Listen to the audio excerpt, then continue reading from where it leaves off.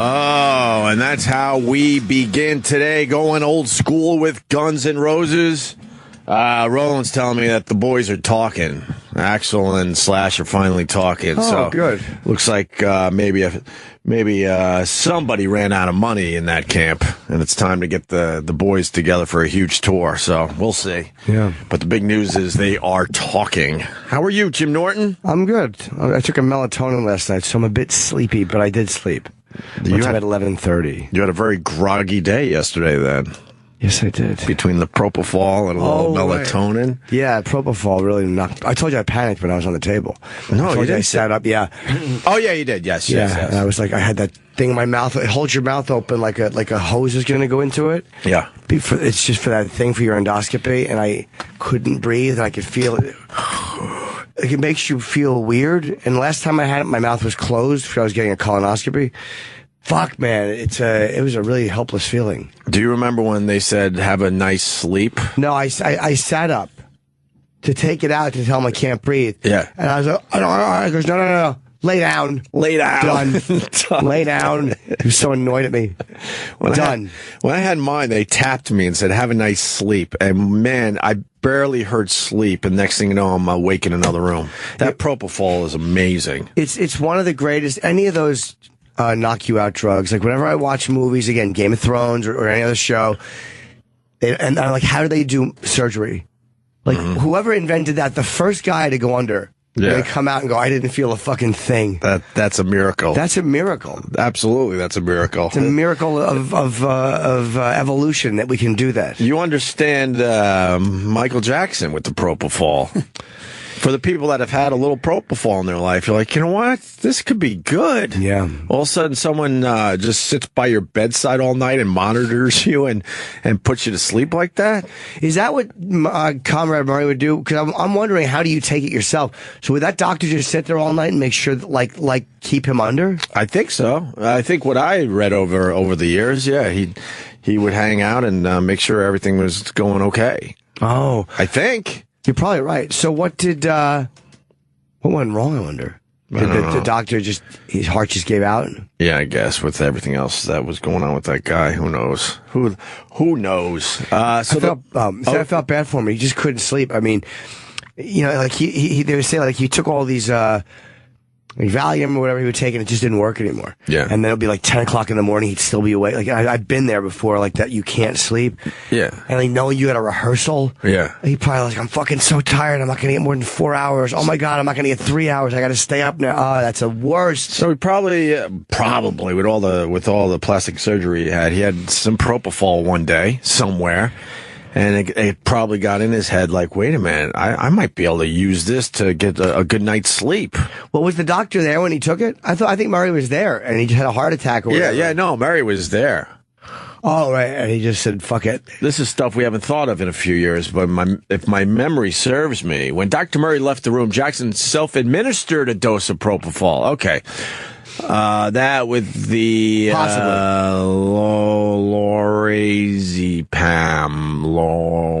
I think you got it. Pam created a perfect storm in his body that killed him instantly. Oh, killed him instantly, huh? So he gave himself his own propofol. You wonder, though, did Murray really give it to him and then just say that so he wouldn't be charged with murder? Yeah. Who knows? Wow, we were just talking about this, Mikey in Jersey. Let's say hi to Mike. Jimmy was just yelling and screaming about this as Guns N' Roses was playing. That's right, Mike the Jews. Hello. What do you got, Mike? Go ahead, Mike. What's going on? Yeah, no, I saw it last night. This 32-year-old Mark Shkreli raising a price for a drug that helps fight parasites, toxoplasmosis, and they also need it for AIDS patients from $13.50 a pill to $750. Yeah, it's basically most headlines are saying the AIDS pill. He decided to raise it from $13 to $750 per pill overnight. He's an ex-hedge fund guy, and I guess his company acquired the rights. And you know, if you go to his Twitter feed, a lot of people are going, that was a great business move. And like, you know, people are just reading you don't want to just read the clickbait headline, which people will write about. I watched the interview. I watched his Bloomberg interview, and I read about it. And I understand why he's doing it, and he's giving you all this bullshit about how it's better for the customer, and if someone can't afford it, we'll give it to him for free. And he's saying all the right things about insurance, but that's probably only because he's taking a a beating. Yeah. Public relation wise. Oh my God! You know when you look at someone's face, he's fucking hateable. But sometimes you just look at someone's face and they're hateable. Yeah, he's one of those guys. He looks hateable, and he's talking about. Well, I guess there's a course of treatment that this pill, I think it was called because of the D, Daraprim or something. Yes, Daraprim. Daraprim. So what it does is the course of the treatments would cost you $1,000. So he was saying that. He's like, you could save your own life. It was like $1,000. Then they starts talking about other cancer drugs that go into the hundreds of thousands or $500,000. And he's saying, so this drug is still very low compared to its peers. Like, just the way this was an affordable drug for people. Yeah. And I know that you're in the business to make money. I'm not naive. It's a business. I'm not, we're not socialist. We're not, it's a capitalist society. Yeah. But that's an ugly side of capitalism. Like that part of it, where you can do that with the drug and make it that much more expensive, is a disgusting side of our system. It's a bit maybe there's a happy medium between $1,350 and $700. Because it costs about $1 a pill to make. And she asked him, how much does it cost $1 a pill? And he goes, yeah, it's very inexpensive. So, there's research and development. We're trying to improve the pill. Again, all this shit that he has to say, so he can't just tell the truth and go, I'm an ex-hedge fund guy, I'm a scumbag, and I don't care. It's a bit of gluttony on his part. It's gross, man. And that's why it's gross. He said, come on, man, to go to $750, and I know most of it will be the insurance companies, but it's like, we hate the insurance companies, but it's like, how do you expect them to react when people are doing this with pharmaceutical companies are fucking gross. That's unbelievable. I just said gross twice. Thanks for the phone call, Mike. All right, man. He looks like one of those 1980s rich assholes in the John Cusack movie. Yes. Yeah. At the yacht club. Yeah. Just from the other side of the tracks. Yeah. Molly Ringwald is hoping to go on a date with him. Yeah, exactly. All right. Well. And his explanation is hateable, too. Because, again, you know what he's saying. And if you take him at face value, he's bullshitting. It's public relations. He has to do a little damage control. He sees a major opportunity here to put more cash in his pockets. Shit. And he keeps saying profit. The way he says profit, like we have the right to profit. You want to fucking wring his neck. Mm-hmm. And again, we know you have the right to make money, man. It's a business. No one said you should do it for love. Mm-hmm. No one said do it for God and country. But enjoy some of the hate you're going to get. Yeah, because people are kind of pissed off by that. I hope something terrible happens to him. Wow, really? Yeah. Oh yeah. Just because of it's just his business practices. He's just fucking disgusting. Right. Fair enough. And I know people will call up and go, "Give me the damn business." I know. You're right. I don't understand why it's a smart move to raise from $1,350 to $750. Exactly. You're right. What percentage is that? 5,500, I think. Yeah, 5,500%. The pill went up. Yeah, that's a little. It was affordable much for people. And I know. You'll just give it to people. I know. We heard you the first time you said it. You fucking cunt. Someone's saying that you're wrong. Another Mike in Jersey. Michael, what's going on, Michael? Hi, guys. I love your show. I listen to you every day. I work for one of the biggest pharma companies in the world. And, Jim, you say we're gross, but we're not making, profits hand over fist. We're no different than any other company in the world. And we have to pay for research and development costs. For every drug that you see in a pharmacy. It's $1 billion. There's hundreds of others that fail that, that we're trying to help people. No, I know that, and I'm not saying you should do it for free. I really mean that. But you know what I'm saying when you go from $1,350 a pill, a drug that would help people for $1,000, like that was the whole treatment cycle, then to $750. It's like, come on, man. That's a little much, don't you think, How Michael? can you justify that? You don't know what other that same company might be working on a cancer treatment that that this might be the first drug that is a successful treatment for hundreds of others that have failed. And I promise you, if you looked at their overall bottom line, they're not going from 2% margins to hundreds of percentages. It's not the way that you're painting it. No, I'm sure that they lose a lot of money, and I'm sure you're right about that. And I know research and development, although I imagine there's some kind of a way you can write that off. But it's just when you look at this guy and you listen to his explanation, a pill that costs $1 to make, that was going for $13.50. If he doubled it to $26.50, that's, I understand what you mean. But to take it and make it $750. And it's not a new pill. It's been around since the It's been around it's been around for many, many years. There's not much research and development with this pill. That's why he has to spin it like we're trying to improve this pill. And the woman almost called him on it. She said something like, what are you trying to say that you're trying to like knock this pill off the market with a new one? It's like, come on. He just saw an opportunity. That's all it is, dude. So he saw an opportunity to make a shitload of money. And he should just say that. And make Own up it. for a lot of losses on this one. Own it, Martin. Just say, I saw an opportunity, and I don't give a fuck about the people, but I give a fuck about the money. But I'm not saying that you shouldn't make money, dude. I'm not being naive and saying pharmaceutical companies should go broke either. All right. Thank you. guys. Earlier Thanks in the for the day, call. he was loving the hate, then he deleted his tweets. That's coming in. Guy raising pill prices under investigation with his old company. Really? What's his old company, Joe? Morning, boys. Yeah, Hi. that's right. I read it yesterday. He's been under investigation for taking money from his pharmaceutical company to pay back people he burned when he was running his hedge fund in his 20s. And then with respect to the research and development, there was a doctor who was saying that this pill is already as good as it's going to get. There's no R&D to be done with it. It's already at as good as it's going to be, and it's already changed hands a bunch of times, and this is the only time the price has gone up that much. So this guy's full of shit. Of course he's full of shit. Yeah, I think we all feel that. He's not some lifelong guy in the business Right. who spent his life dedicated to medicine and research. He's a hedge fund guy who just bought the rights to something. It's like when those patent trolls were buying patents up and then just trying to get money from podcasters. Mm-hmm. Same thing. I mean, Annoying guy. He's that annoying guy in your office who's got clammy hands, who's always yelling at everybody about something he doesn't know shit about, and always manages to win the NCAA pool. yeah. Joe, that's kind of right. Well, you picked on the team colors, and you beat me. Go fuck yourself. Yeah, look, he's a smart guy. He's a hedge fund guy. He's not a dumb guy. He's obviously really smart, but Right. he knows how to make money. And look, that's one thing, but there's just something disgusting about it. Well, you know what? Maybe he'll get AIDS one day, and then we'll all feel better. Well, hedge fund guys are morally sound usually, aren't they? Oh yeah, they are the pinnacle of our moral. I believe they'll all be in Central Park checking out the Pope. Yeah. On Friday or Thursday. When is this Pope coming to town? Thursday. Thursday. There's a big time panic in the city because people are like, oh my God, how am I going to get to work? How am I going to get around this Pope thing? I have a flight Thursday. What time does he land and where is he coming? I'm guessing he's coming in JFK. Coming in Thursday at 5 o'clock, according to Club Soda 5. Kenny, who knows this stuff. But they're going to be closing Then he's going to be, everything early. hey, I'm sorry. I got the schedule. I'm sorry. Yeah, Kenny's friends with the Pope. You're he not the knows. only one that could run down a schedule. Hello, Pontiff. Right. Hello, Satan.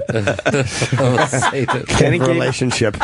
Kenny gave me his schedule. He lands at 5. He goes to St. Pat's for a little mass, and then Friday is the old Central Park thing, and they're expecting 80,000 people. That number's small, right? Yes, it is. I mean, Pope. Didn't Simon and Garfunkel perform in front of like 1 million or something back in the day? Yeah, the Pope's voice is not holding up, though. He's No, not, he's so not what- performing though. He's just What? he's riding through. Oh, that's it. Oh. Oh, I thought he was doing like No. an open air mass or He's doing- something. no. Kenny, he's will that doing- affect us? He's doing mass at the Garden, Yeah. Right. and then he's just riding through I think 6 or 7 blocks through Central Park, Yep. and that's it. Yeah. He's He's just been not, open he's for not him. speaking or anything. Oh, just so the people could see him. Yeah. Say Gotcha. Kenny? Oh, well, let me do this. Yeah, go ahead, Kenny. We have a 2:30 flight out of LaGuardia on Thursday. We'll just have to leave a little earlier. Okay. It probably won't be that bad. Like 4 in the morning. Yeah. Now, going to that airport should be okay. Different airport. He's coming to JFK. Yeah, well, the east side's going to be fucked anyway because of the UN General Assembly, too. We'll see what it looks like. I wonder if we should even take mass transit. I think you should do the West Side Highway all the way up to the Cross Bronx Expressway. We may have to stop, suck each other off. What? I think you're going to have to do a little roundabout to get to the airport. Maybe we'll figure it out. You guys will be fine. Yeah, we'll use a I'm not traffic working. app. I'm not working Thursday night. Okay, I'm working Friday, Saturday. Do you use the Waze app? Yeah, we could use Waze. Waze rules. Everybody raves about Waze. It's a very good app. It's a wonderful app.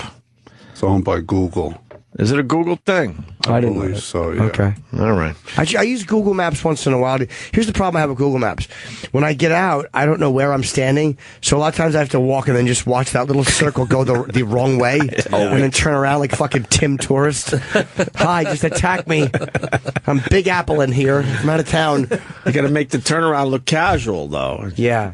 You can't make it obvious. I really don't. Like, make believe you forgot something at home. Like, oh, shit, I forgot something. Yes, I forgot. And then you turn Where around. I live. Where I live. When I did Scott Shannon show. Did we talk about that? No. He was so great, man. He rules. I went down I there. don't know why we ever beat him up. He seems like he's a great guy. He really is. And he helped me a lot with the Numbers of Carolines, too. I know a lot of those people came because they heard me on that show. Nice. And then Joe Nolan, all those guys, and his whole crew, they were really nice, man. I was watching some video popped online of Shannon from 1983, just doing his show in a studio. I watched really? the whole damn thing. It's like 10 minutes long. Yeah, it's pretty good. It's a very structured show, and it was fun. And he gets, he has a conversation with you, and he winds up. During the breaks, he was just telling me old Kiss stories. It was so great, man. He's talking about Kiss in like 79 and 78. And That's awesome. fucking, Gene and Peter and Paul leaving Ace because he was drunk, and, Right. him and Scott had to fucking hitch a ride back. It's just so awesome, this guy's history. I can't believe we ever didn't like them. What dopes we were. Yeah, he really hung around with Kiss in the early days, especially, What huh? the fuck am I to ever criticize? He helped break Beth in New York. I think he's the one who suggested they put it as a fucking B-side to Detroit because he was a powerful guy. Mm-hmm. And he wasn't telling me bragging. He was just talking about that time in 76. Just casually telling you. And I'm thinking to myself, what a cunt I was. Well, I know, but still. I mean, we're not. Todd is one thing, but Scott, I knew he was around for a long time. I was just a goose. We're not perfect. No, we're assholes. We're assholes. But at least we acknowledge from time to time that we might have did someone wrong. Yeah. That was... Well, I mean, but we only learned all that when, he escaped from Todd and sounded like a completely different person. And he called in that day, which I was not here for. It was awesome. It really was a good time. So I was just gone. I don't know. It was that good. Huh? I was away. Yeah. I missed it. Did you, are you following the Ask Trump hashtag? No, but I'm aware that Controversy? it's caused a problem. So this isn't the first time this has backfired on somebody where they start a hashtag for their own needs. Cosby memes or whatever, right? Oh, it was Cosby. Yeah. Thank you. I was trying to remember which one it was. Yeah, it was the Cosby thing. And by the way, Patton Oswalt, and was that what started it? Because Patton Oswalt and Adam Baldwin got into it on Twitter. Adam Baldwin was from Full Metal Jacket, My Bodyguard. Sure. And I don't know who's right politically because I didn't see the whole thing. I just saw part of it. And Patton was pretty funny in his responses. I think they kept mentioning Greg Gutfeld. I don't know why. I don't know. It was one of them. But this Trump thing, I think, got mentioned, which I'm wondering if that's what started their fight. Well, Patton Oswalt right here. Of course, the Ask Trump hashtag backfired. It was supposed to. Jesus Christ on a publicity stunt, guys. So what?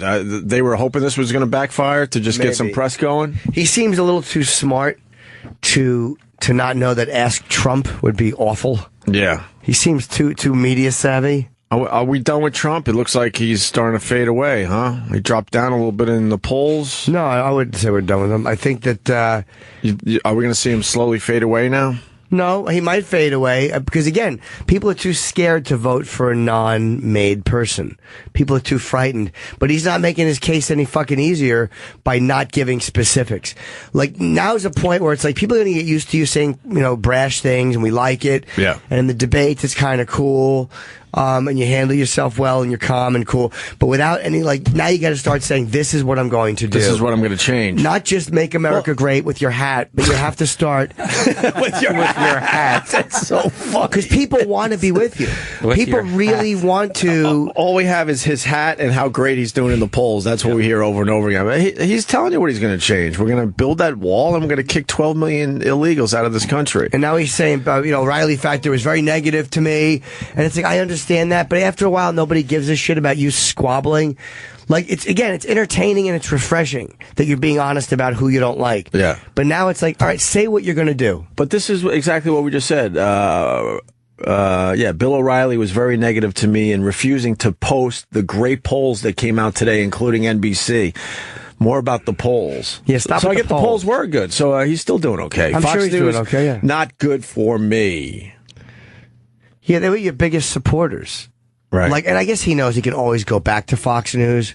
Maybe that's part of what the press likes about him, is that he's smashing Fox News, so now he's getting the support of the rest of the media because he's pounding on them a bit. Yeah. Who knows? Well, we got some of the better Ask Trump hashtag. Yeah, but he won't win, unfortunately. Tweets. You want to hear some of these? Sure. All right.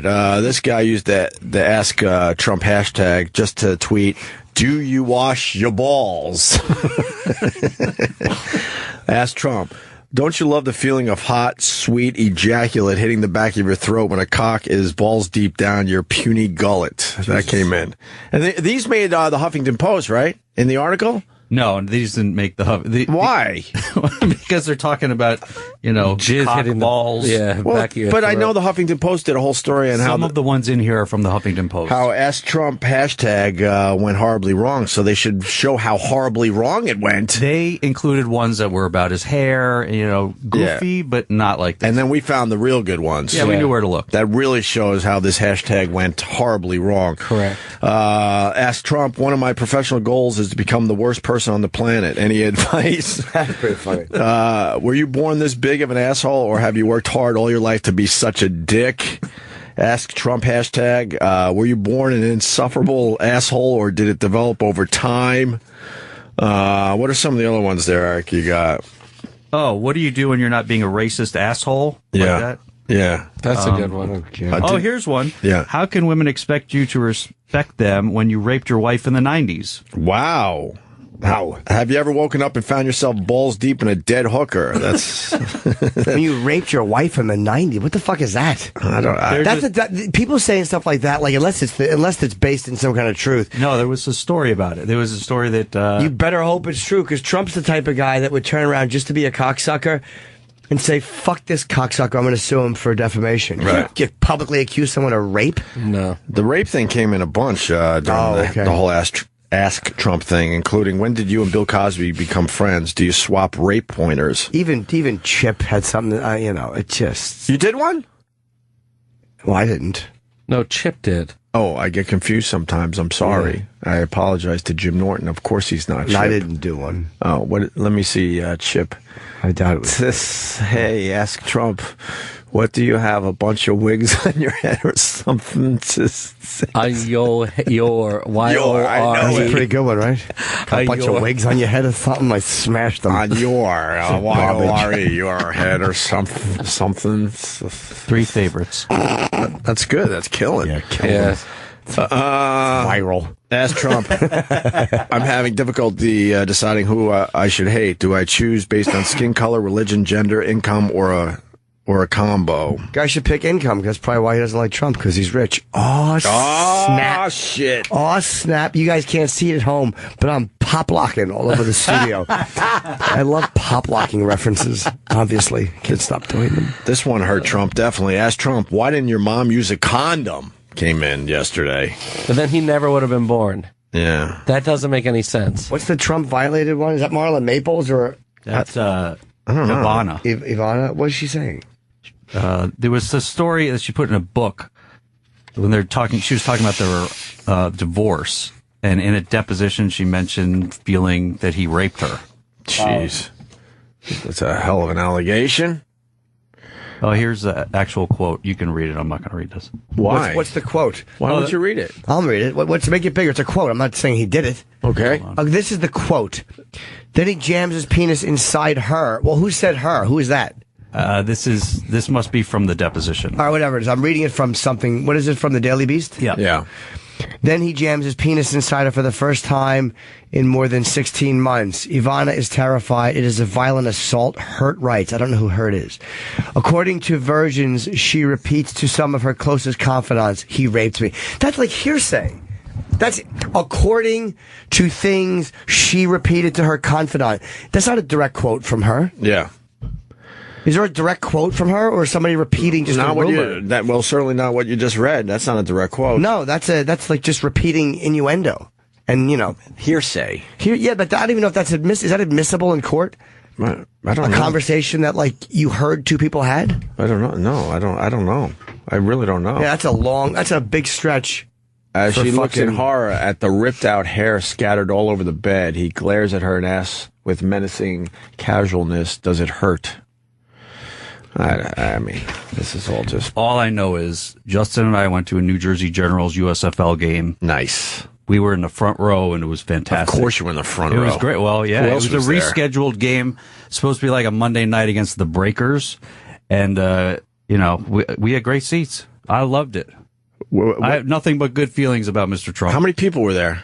It was at Giants, the old Giants Stadium. There was probably, 2,000? 10,000. 10,000? That was a bust, that whole fun. thing, huh? I loved it. Ask Trump, what are your views on creationism and evolution? That's not bad. Then he adds, and also, why are you a cunt?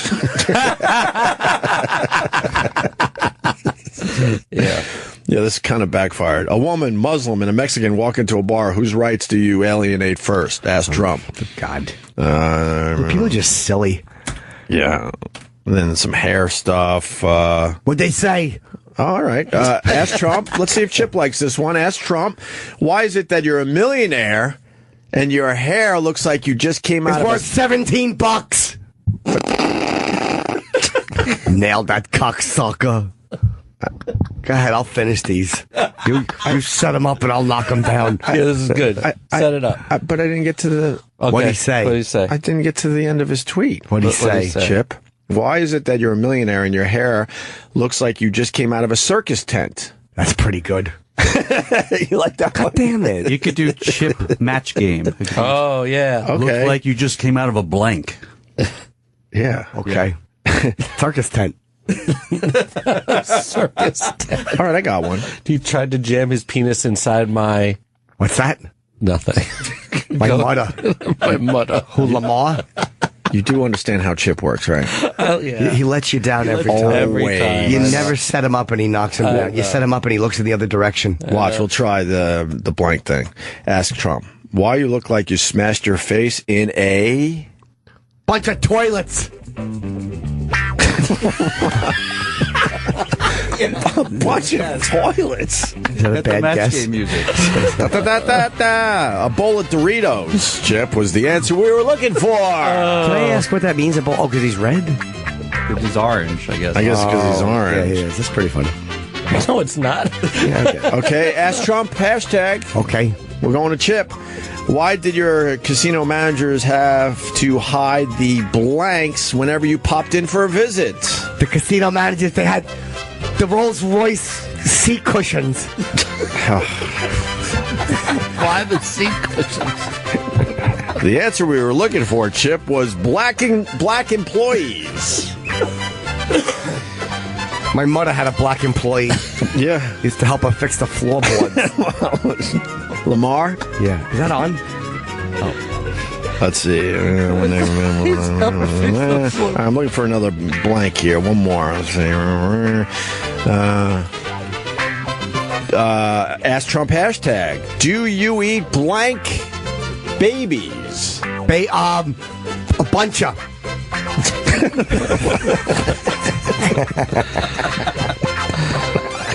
Why would that be the answer? A bunch of... Always disappoints. We were Always. looking for a Mexican, Chip. Every Mexican time. babies. Every time.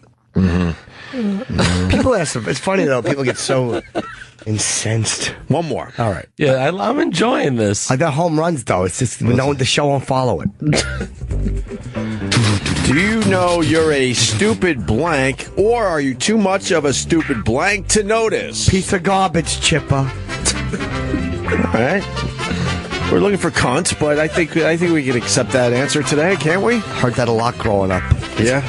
You're a stupid piece of garbage, Chipper. Who would say that to you, Chip? Just everybody. Now lick the cheese doodles off my fingers, bitch. What?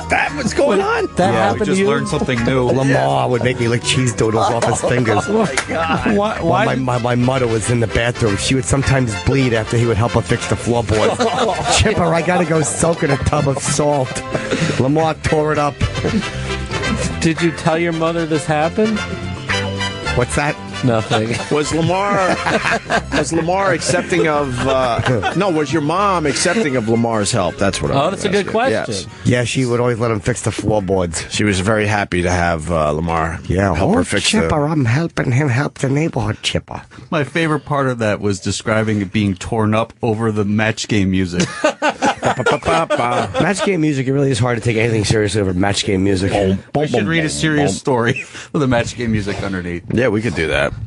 So the Trump hashtag, well, I mean, Patton Oswalt thought it was just one big publicity stunt, and they knew they were going to have some garbage tweets out of that, right? By the way, can you go back to that story we were just on? Because Trump, in that article, Trump did respond. He said Trump has previously denied the allegations. I should have read it. In the book, he denies having the scalp reduction surgery. Oh, okay, I thought he was talking about that.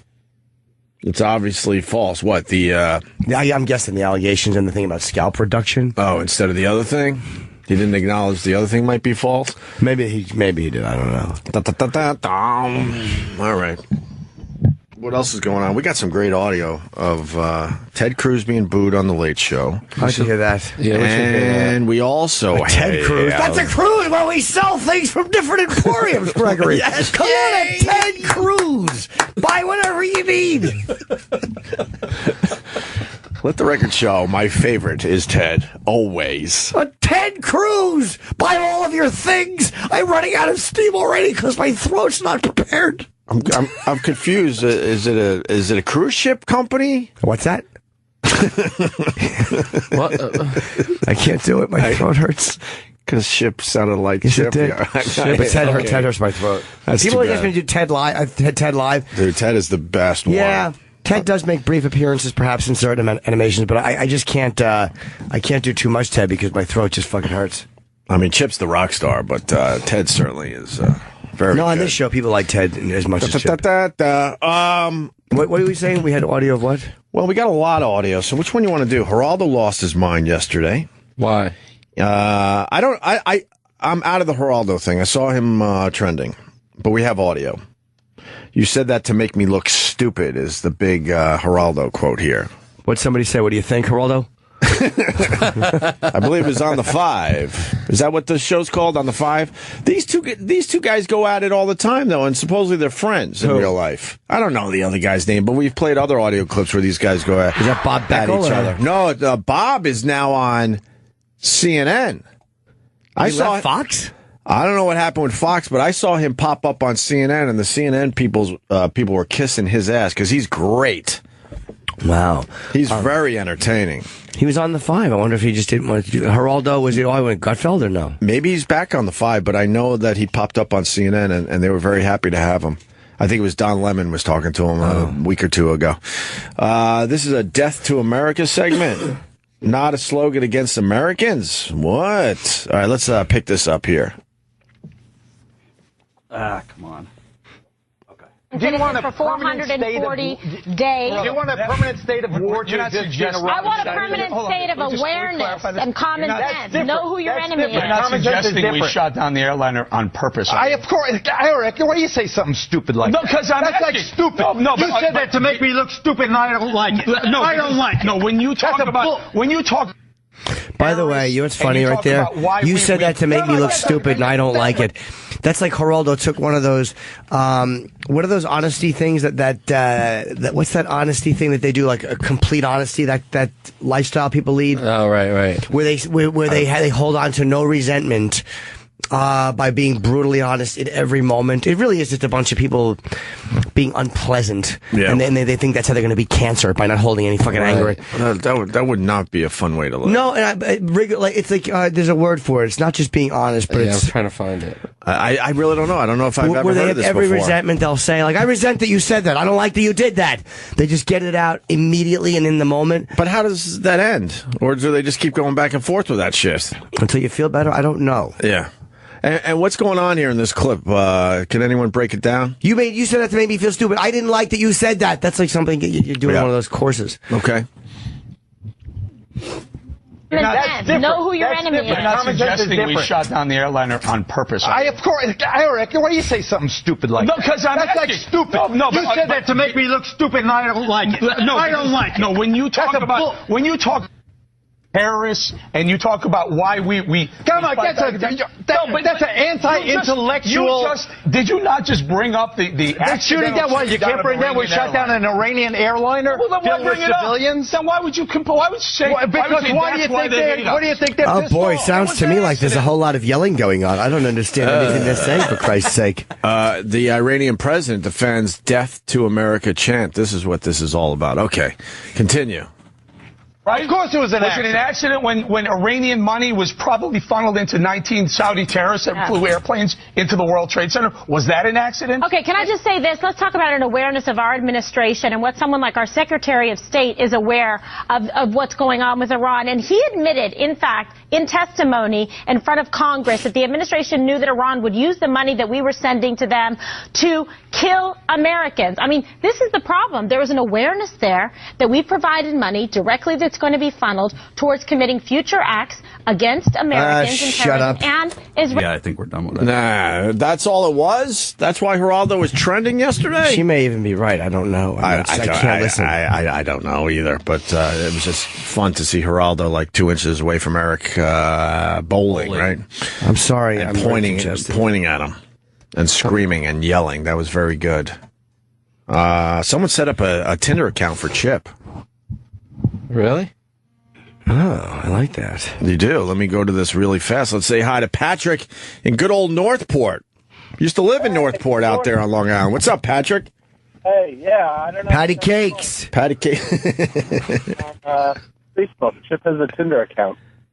You have a Tinder account, Chip. I didn't know. That's not. Did you set that up? I didn't know. It was on Facebook. Oh, that's so funny. I want to see it. Yeah, he was talking to some young ladies. Very good. I have not. All right, we'll do some research and get to that in a few moments here. Boy, are they going to be sad when they show up for some chip dick and it's someone else. All right. Can we play the Ted Cruz thing? Sure. This Stephen Colbert show. Anyone watching it? How are the ratings for this? I didn't see anything this week. Last week it was back and forth. He won the first night, tied second night with Fallon. Fallon won third. Is it bad I have no desire to watch this? Should we be watching the Stephen Colbert show? I'm not watching any of it. I can't watch it for different reasons. Just because it hurts too much? Not hurt. Yeah, but you guys were gone before Letterman left. I just don't want to see the building. You know what I mean? I don't want to see anything. I don't want to watch a show called The Late Show. I was there 17 years. Yeah, I can't. Why do they have to keep calling it The Late Show? It's late. It is late. Well, they could have changed it a little bit. If they got a black host, they'd have to change the name. You know? It seems kind of racist. But Ted Cruz is on there, and he was talking about some gay marriage stuff, and he got booed. Good, he should have got booed. Well, whatever. Let's see what he says. He got and booed. you mentioned before, you said, Cruz, you're a very conservative guy. Listen, what I'm fighting for are simple principles. Live within our means. Mm-hmm. Stop bankrupting our kids and grandkids. Follow the Constitution. And no gay marriage. And no gay marriage. Well, no, actually, let's be precise. Under the Constitution, yes, marriage is a question for the states. If you want to change the marriage laws... It doesn't mention marriage in the Constitution. We have had a country for over 200 years. Yeah. So you may be right, but it doesn't mention marriage in the Constitution. You believe that and that's marriage... exactly why it's a question for the states, because the 10th Amendment says if it doesn't mention it, it's a question for the states. That's in the Bill of Rights. Everything that is not mentioned is left to the states. So if you want to change the marriage laws... I'm asking what you want. I believe in democracy. I believe in democracy, and I don't think we should trust... Guys, however you feel, he's my guest, so please don't boo him. Yuck! It's smart. It's a smart I get why you do it. Oh, that's yuck. No, because he doesn't want guys to come on and not give opinions and not discuss things. It's just how he scolded the audience there, though. I know. But if it turns into guys, he's my guest. If it's a liberal fucking fest and they only cheer Democrats, you won't get any guys like that on. And it's right. It's a smart move by him. I get it. It's like your guests should boo this guy or whoever they don't like. But he's kind of got to say that. Right. He also seems to be not going down the Jimmy Fallon route of, hey, big fun games, high energy. Right. And the Kimmel, which is sort of like old school Letterman. It seems like he's trying to be more Daily Show. A little more serious. A little more serious. A serious tone. Yeah. So he needs all these guys to come on the show. That's right. And if fair enough. And if it looks like it's a trap just to boo and make a fool out of him, no one's going to come on. And that's his second. I don't hear this as being a trap whatsoever. Just the people in the audience are disgusted by what he's saying there. But Ted Cruz did not bring up gay marriage. Colbert brought it up. He had to respond to it. Then the audience. Because Cruz is trying to blow that off a little bit. I know he is. A little bit. I don't like when he wants to say I don't like gay. Like this is why they're hateable. Like Just say you don't like it. I believe in democracy. First of all, you fucking Al Lewis looking shitbag. Shut up. I love that. Shut up. I love that. You don't. I believe in democracy.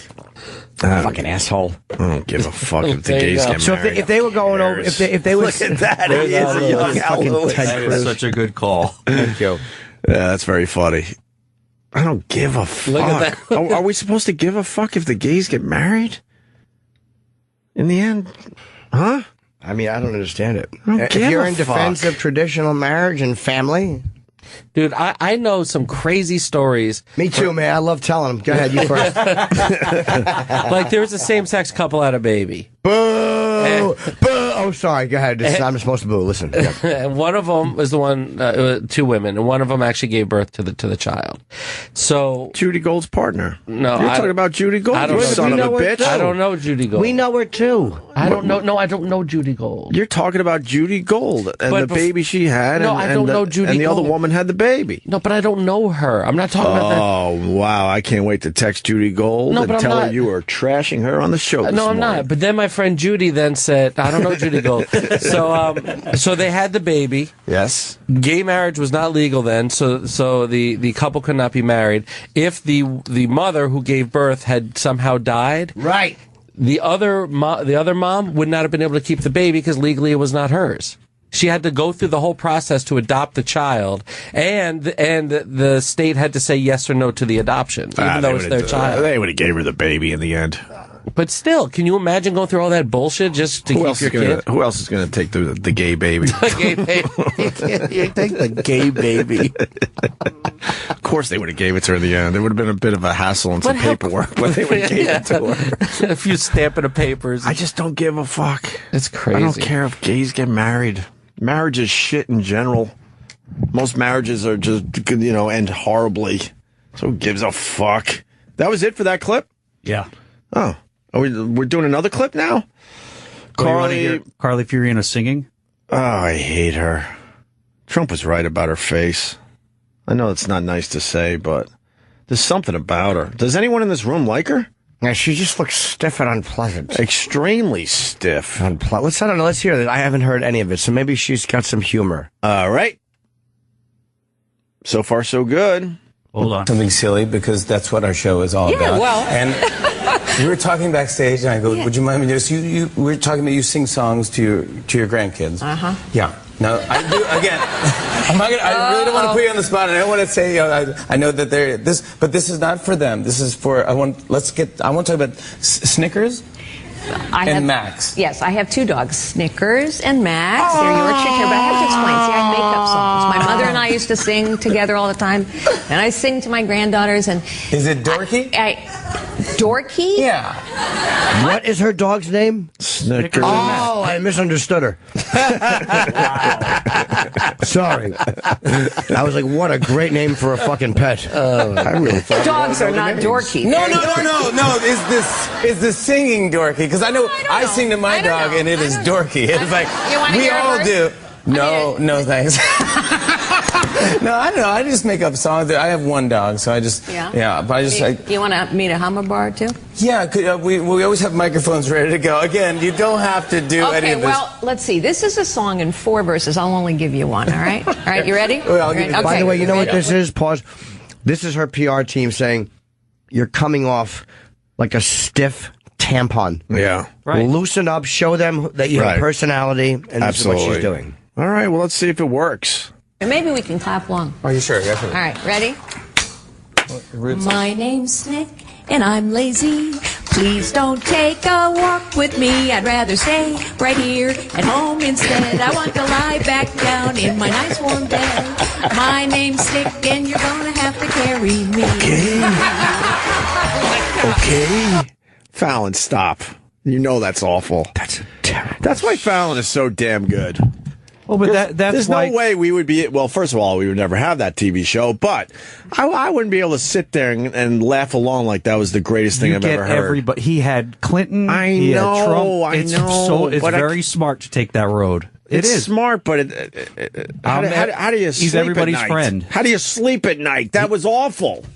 Well, But that's why Colbert is shushing his audience. Did you see Jimmy's reaction? Oh, I saw it. Of course not. It's radio. But Jimmy was disgusted by that and very uncomfortable. Yes, I was. We're gonna die. Plus, it sounds like Rock Around the Clock. A little bit. Yeah, a little she bit. might have a problem with that. All right. But people eat that shit up.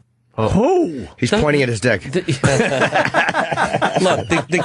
kids don't vote. The older people look at this shit and think it's adorable.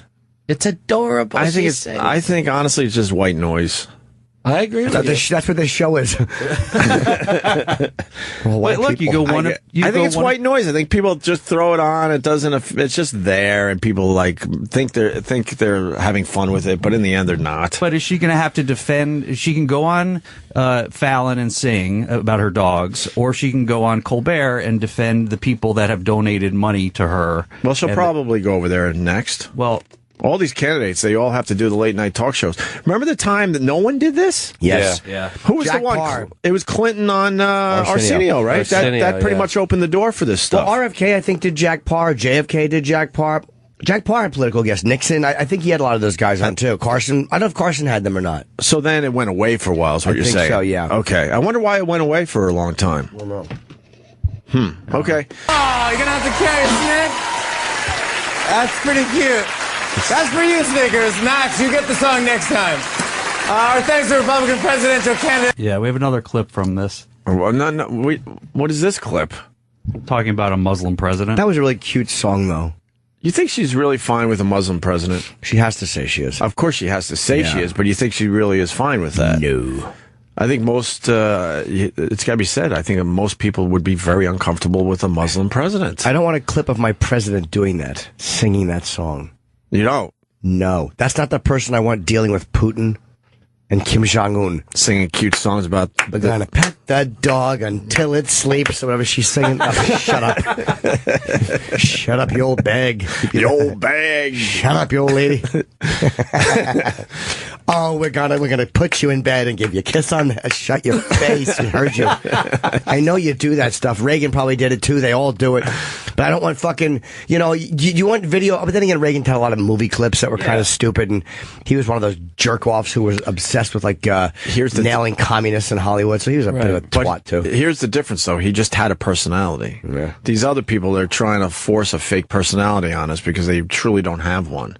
Mark Norman walking down the hall. Nice. So why don't we go to break, and then we can play this other clip from Jimmy Fallon and Carly Fiorina. Is that how you say her name? Fiorina. We could play that after the break and some other things. We got a real busy show, by the way. We got Mark Norman, who's hilarious. Started doing our show recently, and he's really fucking funny. Mike Rowe, our old friend, is stopping by. He's got a new season on CNN. What's the show called? He's not allowed to say Dirty Jobs for some reason. Somebody's got to do it. Yeah, it's Dirty Jobs on CNN. So he's got another season of Dirty Jobs on CNN. They call it something else. And then John Ritter's kid is coming in today, It's not John Ritter's kid. I keep telling you. What happened? Similar last name. Josh Ritter. Yes, not related to John Ritter. No, this is Kristen Ritter's brother. Oh. No, what? This is Kristen Ritter's brother. Who's Kristen Ritter? Kristen Ritter from Breaking Bad. No, that's... He's her brother. No, it's oh, not. wow, really? No, it's not. That's pretty cool. Don't say any of this one. Maybe we could talk about Breaking Bad a little bit. I mean, we can try, but as far as I was told, there's no... We can try.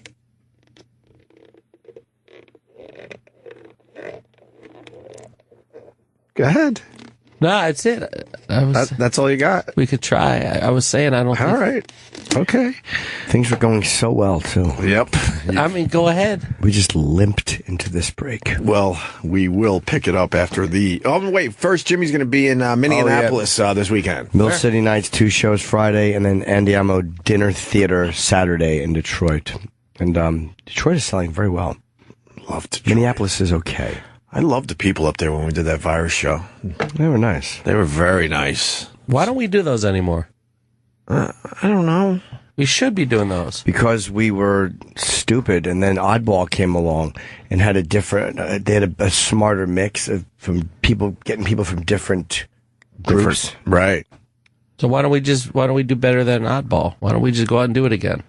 All right. That wouldn't be the same. It's done. That's what we can call it. Half our guys are dead. Better than Oddball. Half our guys are dead. They're just half of them are dead. Still got half. We couldn't get the other half anyway.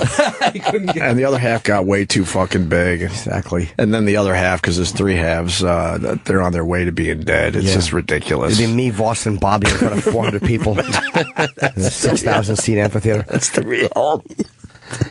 We had monsters that are now fucking huge doing their own stadium shows. They don't need us. Louis wasn't even headlining those when he was No, Louis was on our virus tour, and now look. He wasn't headlining those. Patrice wasn't headlining those. Nope. So, all right, we're going to continue with Mark Norman next. You stay there, people. I don't know that. Wait, which song is this? Cherry Bomb. Yeah, Cherry Bomb. Runaways. Thank you. Yeah, I don't know a lot of Joan Jett. Joan Jett rules. Do you like Joan Jett, Travis? Yeah, best. Very cool. 57 years old today. This had a comeback. This song. It was in Guardians of the Galaxy on that soundtrack and in that movie. Oh, who gives a shit? Tommy Lasorda, 88 years old today. I would have thought he was older, actually, believe it or not, because I've been hearing about him my whole life. He's always had gray hair. He's been old our whole lives. My whole life. You're 100% right. And there's another birthday today. That's Friday. Yeah. It was a doozy. It was Friday. Big 32. Wait, when was your birthday? Friday, the 18th. One of the guys one of the guys just said it's your birthday today. No, I said happy birthday to Mark on the way out because the host of the Caroline show is the guy I worked with who is very funny. What's his name? Nimesh Patel? Oh, yeah. He said to me, "Hey, we're going out for Norman's birthday. Do you want to come?" But I was so tired, I hadn't slept. I had to go. You had a I bail. was sick. Yeah, You did the right thing. It was gross. yeah. He said it was a long night. Oh, yeah. Who was just saying it was his birthday today? Roland? Roland's dumb. He said it was yesterday. Probably because he heard me saying happy birthday on the way out. He did say yesterday? He said it was yesterday. Did you that's drink on your wrong, too. birthday? Yeah, we got blacked out. I had sex with a one-legged woman. Did you really? Yeah, paraplegic. Good for you. Wait, she was numb below the one leg? Oh, wait, that's probably the wrong word. Paraplegic is they can't move below the waist. Murder ball? Amputee. And murder ball. Yeah, murder ball. She was more of a fake leg, prosthetic. Okay, yeah. How did you meet this young lady? She came to the party. Fun gal. We had a great time. The leg kept coming off. During the party? No, during the lovemaking. And I was, doing like a golf swing or like a batter up. And she loved it because I was treating her like a non-mutant, She enjoyed you kind of teasing her. Yeah. And at one point we had the leg up on the shoulder and I just walked away with it. God. We had a good time. Are you joking? Or are you serious? No, I swear to God. God, you get into some situations there, Mark. Oh yeah, she hopped to the bathroom, and I went arr. So we had some good times. Was she hot? Oh yeah, and the leg kept her humble, because as a hot chick, she could have been kind of cunty, right? But the leg kept her grounded. How did she lose it? I don't want to get too detailed, but she lost it doing some water sports. You don't want to get too detailed. You were fucking her and you walked away with her leg. What are you afraid I don't want to say what sign she is. Well, at this point, it could be a lot of legless people. Yeah, what kind of water sport? Well, geez. Oh, I see. She was probably doing something in a... Yeah. Oh, yeah. Vroom, vroom. Yeah. Really? Swimming. Shark got her, huh? Yeah, those pesky sharks. Wait, how did she lose her leg doing that? I'm trying to think. Collision. Like a T-bone. Wow. T-bone. Yeah. How long ago? She was young, like early adolescence, so she's, they are humble. They are banning those things all over Long Island. It is hard to ride one-legged people? One-legged people. It's really hard to ride a one-legged person, that's right. That's true. It's a real wheelbarrow.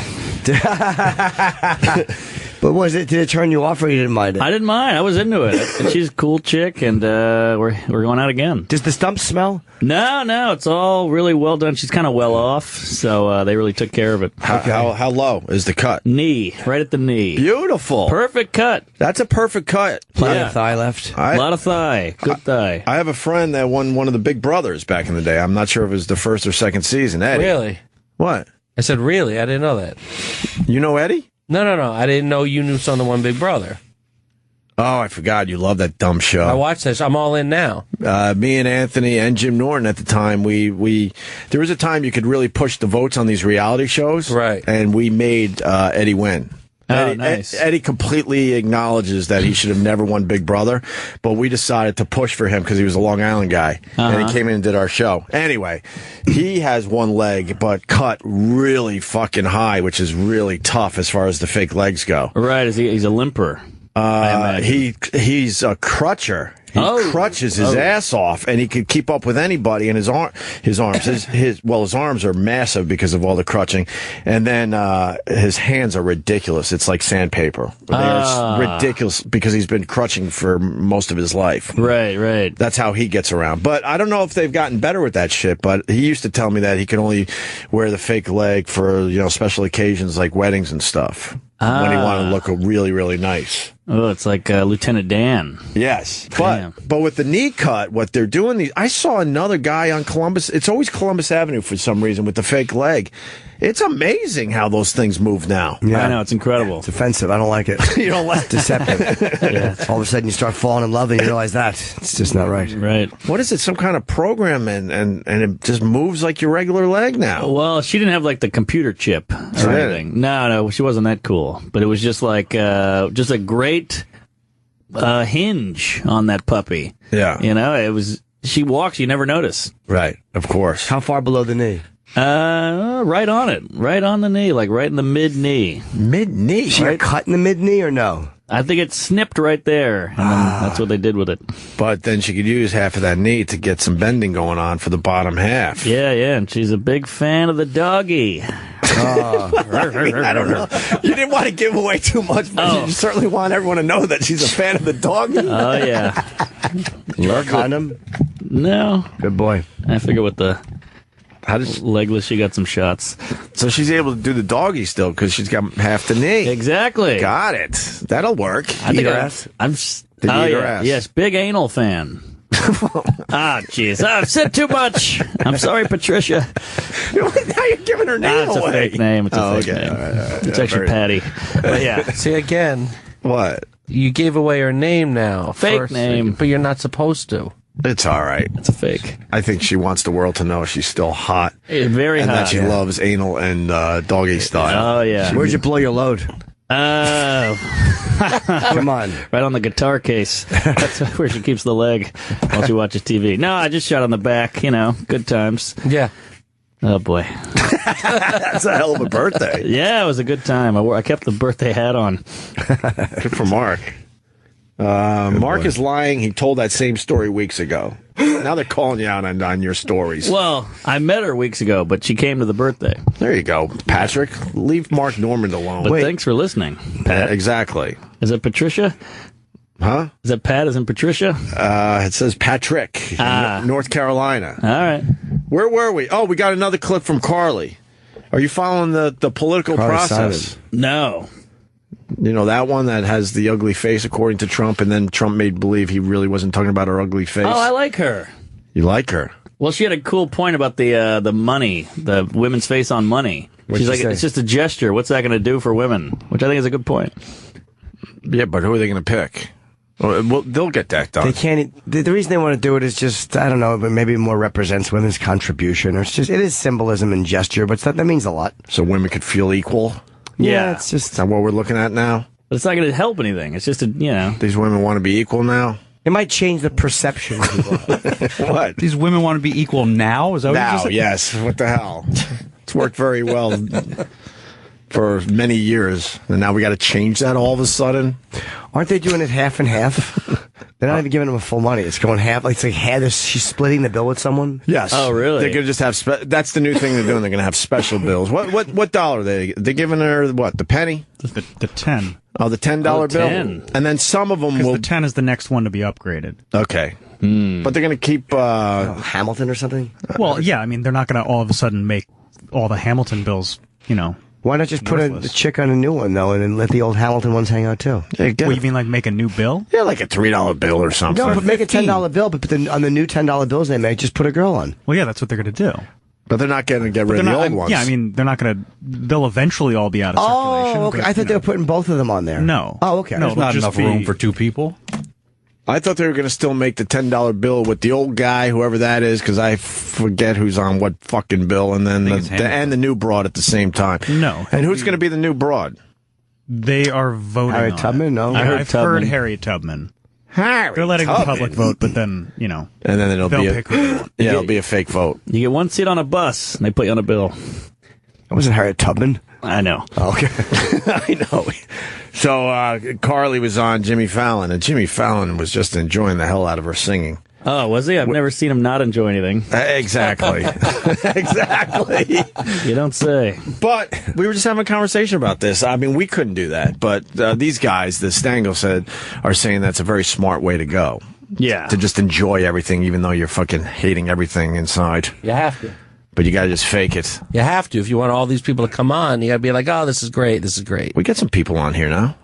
No, I know, but these guys, we're not getting all the presidential candidates. That's all right. What are they going to say? But like, if we had the presidential candidates come in and they were singing it, and you're like, that sucks. Yeah, I would. No, I know you and would. Jimmy would too. No, I know he would. No, I'm I saying, would. I would grovel. You would, Very yeah. good, Miss Fiorina. It was adorable what you just sang to your grandson. Let me ask you this, Jim Norton. You already got the picture, and then she sings the goofy songs about her dogs. Now what happens? The song fucking stinks.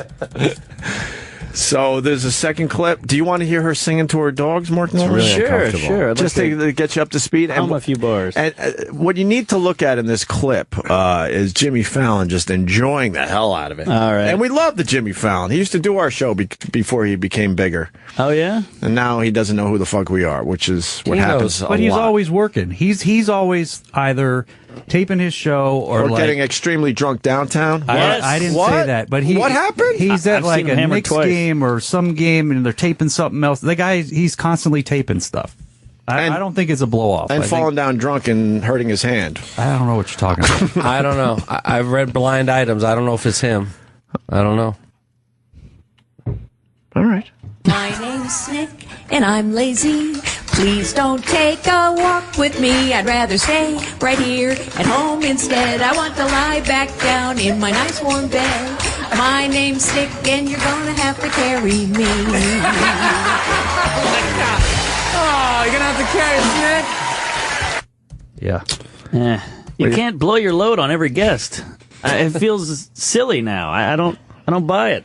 What, the Fallon thing? Yeah. But it works for him. The He's people smart, love him. and they feel comfortable as guests, like that. He's having fun with it. I guess. Like if you're her, and that smile causes you physical pain every time you do it. Him laughing and having fun with your little song. How great would it be Makes you feel better. if the reaction was, oh, yuck. Yeah. I would love that. I would watch that TV show. Right. We would, but the majority of people don't want the cynicism at night. That's right. Even though just don't. Letterman was kind of cynical, but Totally. I think that they more prefer the little bit of just good-natured. People don't seem to want cynical. But I'm confused. Do they really enjoy it? Are they really sitting at home going, oh, my God, this is just the I think greatest they thing I've do. ever... I think, Really? I think Middle America. I'm lost. I think Middle America and the older people watching it at night are watching this and they're like, "Oh, isn't that nice?" Right. All they've seen her do is talking sound bites on CNN and Fox News, and then, oh, what a delight, she sings to her dogs just like we do. Yeah. I think that shit We're going to lick works. that peanut butter off my clit. No. Don't put oven mitts on the dog. That's what someone should do. Just go on there, like singing like a upbeat version of like an old slave tune, and just see if Jimmy goes with it. Yeah. Hey, Jimmy, I like to sing Wade in the Water. Yeah, exactly. But bring a little ukulele on, and What's wrong with her face, you think? Let's just get into this for 1 second. What is the feature that is wrong with her face? Because there's something going on there. I can't figure it out. Is it because it's hard for her to smile and that messes up all the other features? she's got a bit of a goose face.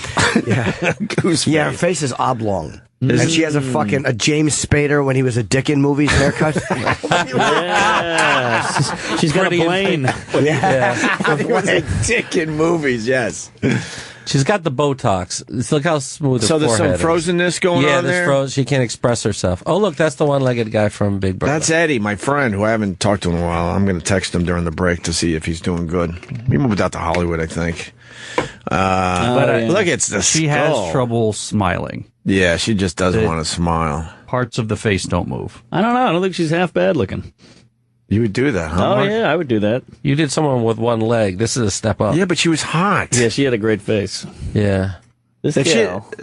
what number would you give the one-legged Facially? Yeah. I don't know, 8. 8. A nice 8. That's sweet. How was the other leg? Was it a nice leg? Great. Killer. Very strong. Very strong. Yeah. A bit too muscular. A little bit, yeah. Doing all the work. A little meaty. A lot of muscles I've never seen before. Wow. You think Fallon could get away with this? No. No? I like an You older think people would be broad. horrified by this discussion if they were hearing Fallon having it? Yeah. Mm-hmm. All right, here's the second clip. She talks about that she would be fine with a Muslim president because that's the big hot topic the last couple of in a lot days. of trouble now because he's saying that he would not advocate a Muslim being president. Well, I think that's wrong. You know, it says in our Constitution that religion cannot be a test for office. It is also true that this country was founded on the principle that we judge each individual and that anyone of any faith is welcome here. I actually believe that people of faith make better leaders, whether they're Christians, as I am. My faith has sustained me through some very bad times. Her S's are awful. I've battled cancer. I've lost a child. I've been tested. But whether it's a person of Christian faith or Jewish faith or Muslim faith or other faiths, I think faith gives us humility and empathy and optimism, and I think those are important things. So you would be fine with that? Yes, I would be fine with that. Yeah, and what? So she has. Can you pause? She had was her kid? Was it an overdose or something? I don't know. Yeah, drugs. It was drugs. Wow. How When old was that? the kid? He was like 14-ish or something. Oh, wow. Yeah. Overdosed at 14? Something like that. It could be 15. Isn't that funny? Like your mom is Wow. a big business executive, and you're doing drugs, and you have no idea that someday your mom is going to run for president. Right. Yeah, that's kooky. Isn't that weird? Like that kid would horrible. never have imagined. When was that? That's just horrible. I'm looking. Should have waited out. Yeah. Could have gotten some better drugs. There go the old jokes. You can't make the jokes after hearing something like that. Oh, yes, you can. Oh, come Yeah? Sure. I just didn't know it. That's a rough story for her. on. Yeah. What year was it? That must have been a rough time. Forest View, I don't know. Is there more to the Muslim clip? No, that's it. But with the high, what is it? She doesn't mind any faith. What about Scientology? That would be a fun twist. Yeah. Would you vote for them? That's just a newer religion, though. Yeah, but you know. They got to work some of the bugs out of it. Well, shit, staged. But eventually, I bet you, people take it more and more seriously as time goes by. Stage 2 breast cancer, double mastectomy. Wow. See? Chemo. Bulimia. Temporarily lost her hair. She died in 2009 at the age of 35 and came back to life. Wow. She's lived. Are you kidding? It says it right there. She died in 2009 at the age of 35. That's Wow. See, Oh, the daughter. Wait. Oh, the daughter. This is an amazing woman coming back from being dead. At the age of 35. Oh, wow. 35 is a lot older than 14. You were Mark way off, Norman. Mark. Oh, shit. Sorry. 35 is the new 14. I don't see age. You're not an ageist. Yeah. 35. That's even worse. Yes, of course it is. Well, actually, 14 is probably worse. Would you be okay with a Muslim president, Mark Norman? Yeah, sure. What do I care? I think it's weird that the kid who made the clock got to meet the president. Yeah, they made that into a big political racist thing when it really wasn't. It was when you saw how the story played out, I get why they were a little nervous. Because the teacher he showed it to was like, I just don't show it to people. It looked like a bomb, and Right. the alarm was going off in his backpack. And in this day and age, you hear that, Yeah, yep. and you're a racist if you look Yep. at it and go like, look, that Yep. makes me nervous. Right. Maybe the cops overreacted. I don't know. Yeah. Well, they probably shouldn't have handcuffed the kid. But I don't know. But Jimmy makes a very good point. The first teacher saw this and was like, oh boy. She was okay with it, but she's like, yeah, you better not show anybody else and just Yeah. keep that in your backpack. And then, yeah, Jimmy's referring to the fact that in another period, it went off in the backpack, and that's what freaked everybody out. Yeah. And Jimmy made a great point. What? I'm trying to signal Eric. I'm trying to cue up a video for you. Oh, sorry. Go on. I was a little harsh there. Yeah, that was No, very you're harsh. 100% right. I apologize. Jimmy made a great point, though. So the kid goes to the White House with the clock. You know damn well that clock was checked. Yeah, you think they let the clock just come into the White House? You know damn well that's it was good. checked. That's yeah, a good I point. wonder if Not the, in front of everybody, but it was like subtle, like, hey, oh, go over here and sign in, and they quickly grab it and run into another room, and they're all set up to quickly, check it out. Hey, President Obama, there's a 13-year-old, 14-year-old Muslim boy with a backpack with a clock in it. Send him right in. Yeah. Exactly. Bullshit. Right. But I guess your life is more valuable than everybody in the school. Now, if that kid had been a white kid with a fake gun, They would have. They should have, or something that could, maybe not a gun, but something that could have been misinterpreted as a weapon. Mm-hmm. He absolutely should have been fucking questioned and had it taken from him. Sure, of course. Sarah Palin still thinks Kid's clock was a bomb. Yeah, does she really? Oh, Jesus, God. ridiculous. Watch this. See this? Is Oh no! I guarantee. Here's what it is. Yeah, go I ahead, guarantee you, she thinks it was a fake bomb that was intended to start a controversy. No. She's not so stupid that she thinks it was a real bomb. She thinks it was a fake bomb, and I'm just totally guessing here. That it was. She probably thinks it was a fake bomb intended to start controversy. All right, let's play this. This is a clip of a guy talking about it. I got to find the right clip. Oh, okay. That's what I was trying to signal before. All right. Well, yeah, we're gonna find that. Yeah. It's pretty good. Like her reaction is pretty amazing. Send me a link. Looking. Send him a link. Send me a link. Send him a link. Again, I apologize. I know I always sniffle, but today I'm terrible. My fucking sinuses are on. I'm getting over being sick, so I apologize. While we look for the link. All right, ready? My name's Nick, and I'm lazy. Please don't take a walk with me. I'd rather stay right here at home instead. I want to lie back down in my nice warm bed. My name's Nick, and you're gonna have to carry me. I'm so glad you're with me, Mark, on that point. Silly. Hi, Pete. Every once in a while, you could go, all right, thanks. Let's move on to something else now. Right. Not everything is the most amazing thing you've ever seen. Exactly. Hi, Pete Davidson. We're talking about Jimmy Fallon and his overreacting. How are you guys? Oh, wait, let me get you on over there. And we're doing Mark. good. Mm-hmm. Fucking Dennis Falcone. What happened? Nothing. He just thinks he could say hello to me now. I thought you enjoyed Dennis Falcone. See what happens? Now he thinks we're buddies. You guys had him in after I left. Oh, yeah. They always sneak him in after I leave. Yeah. Wait, you know that? Yes, I do. Although I liked him. Lucky you escaped. I was hoping to keep that on the QT. Denny's a good boy. No, Pete Davidson enjoyed the hell out of him, but now it's turned quickly, huh?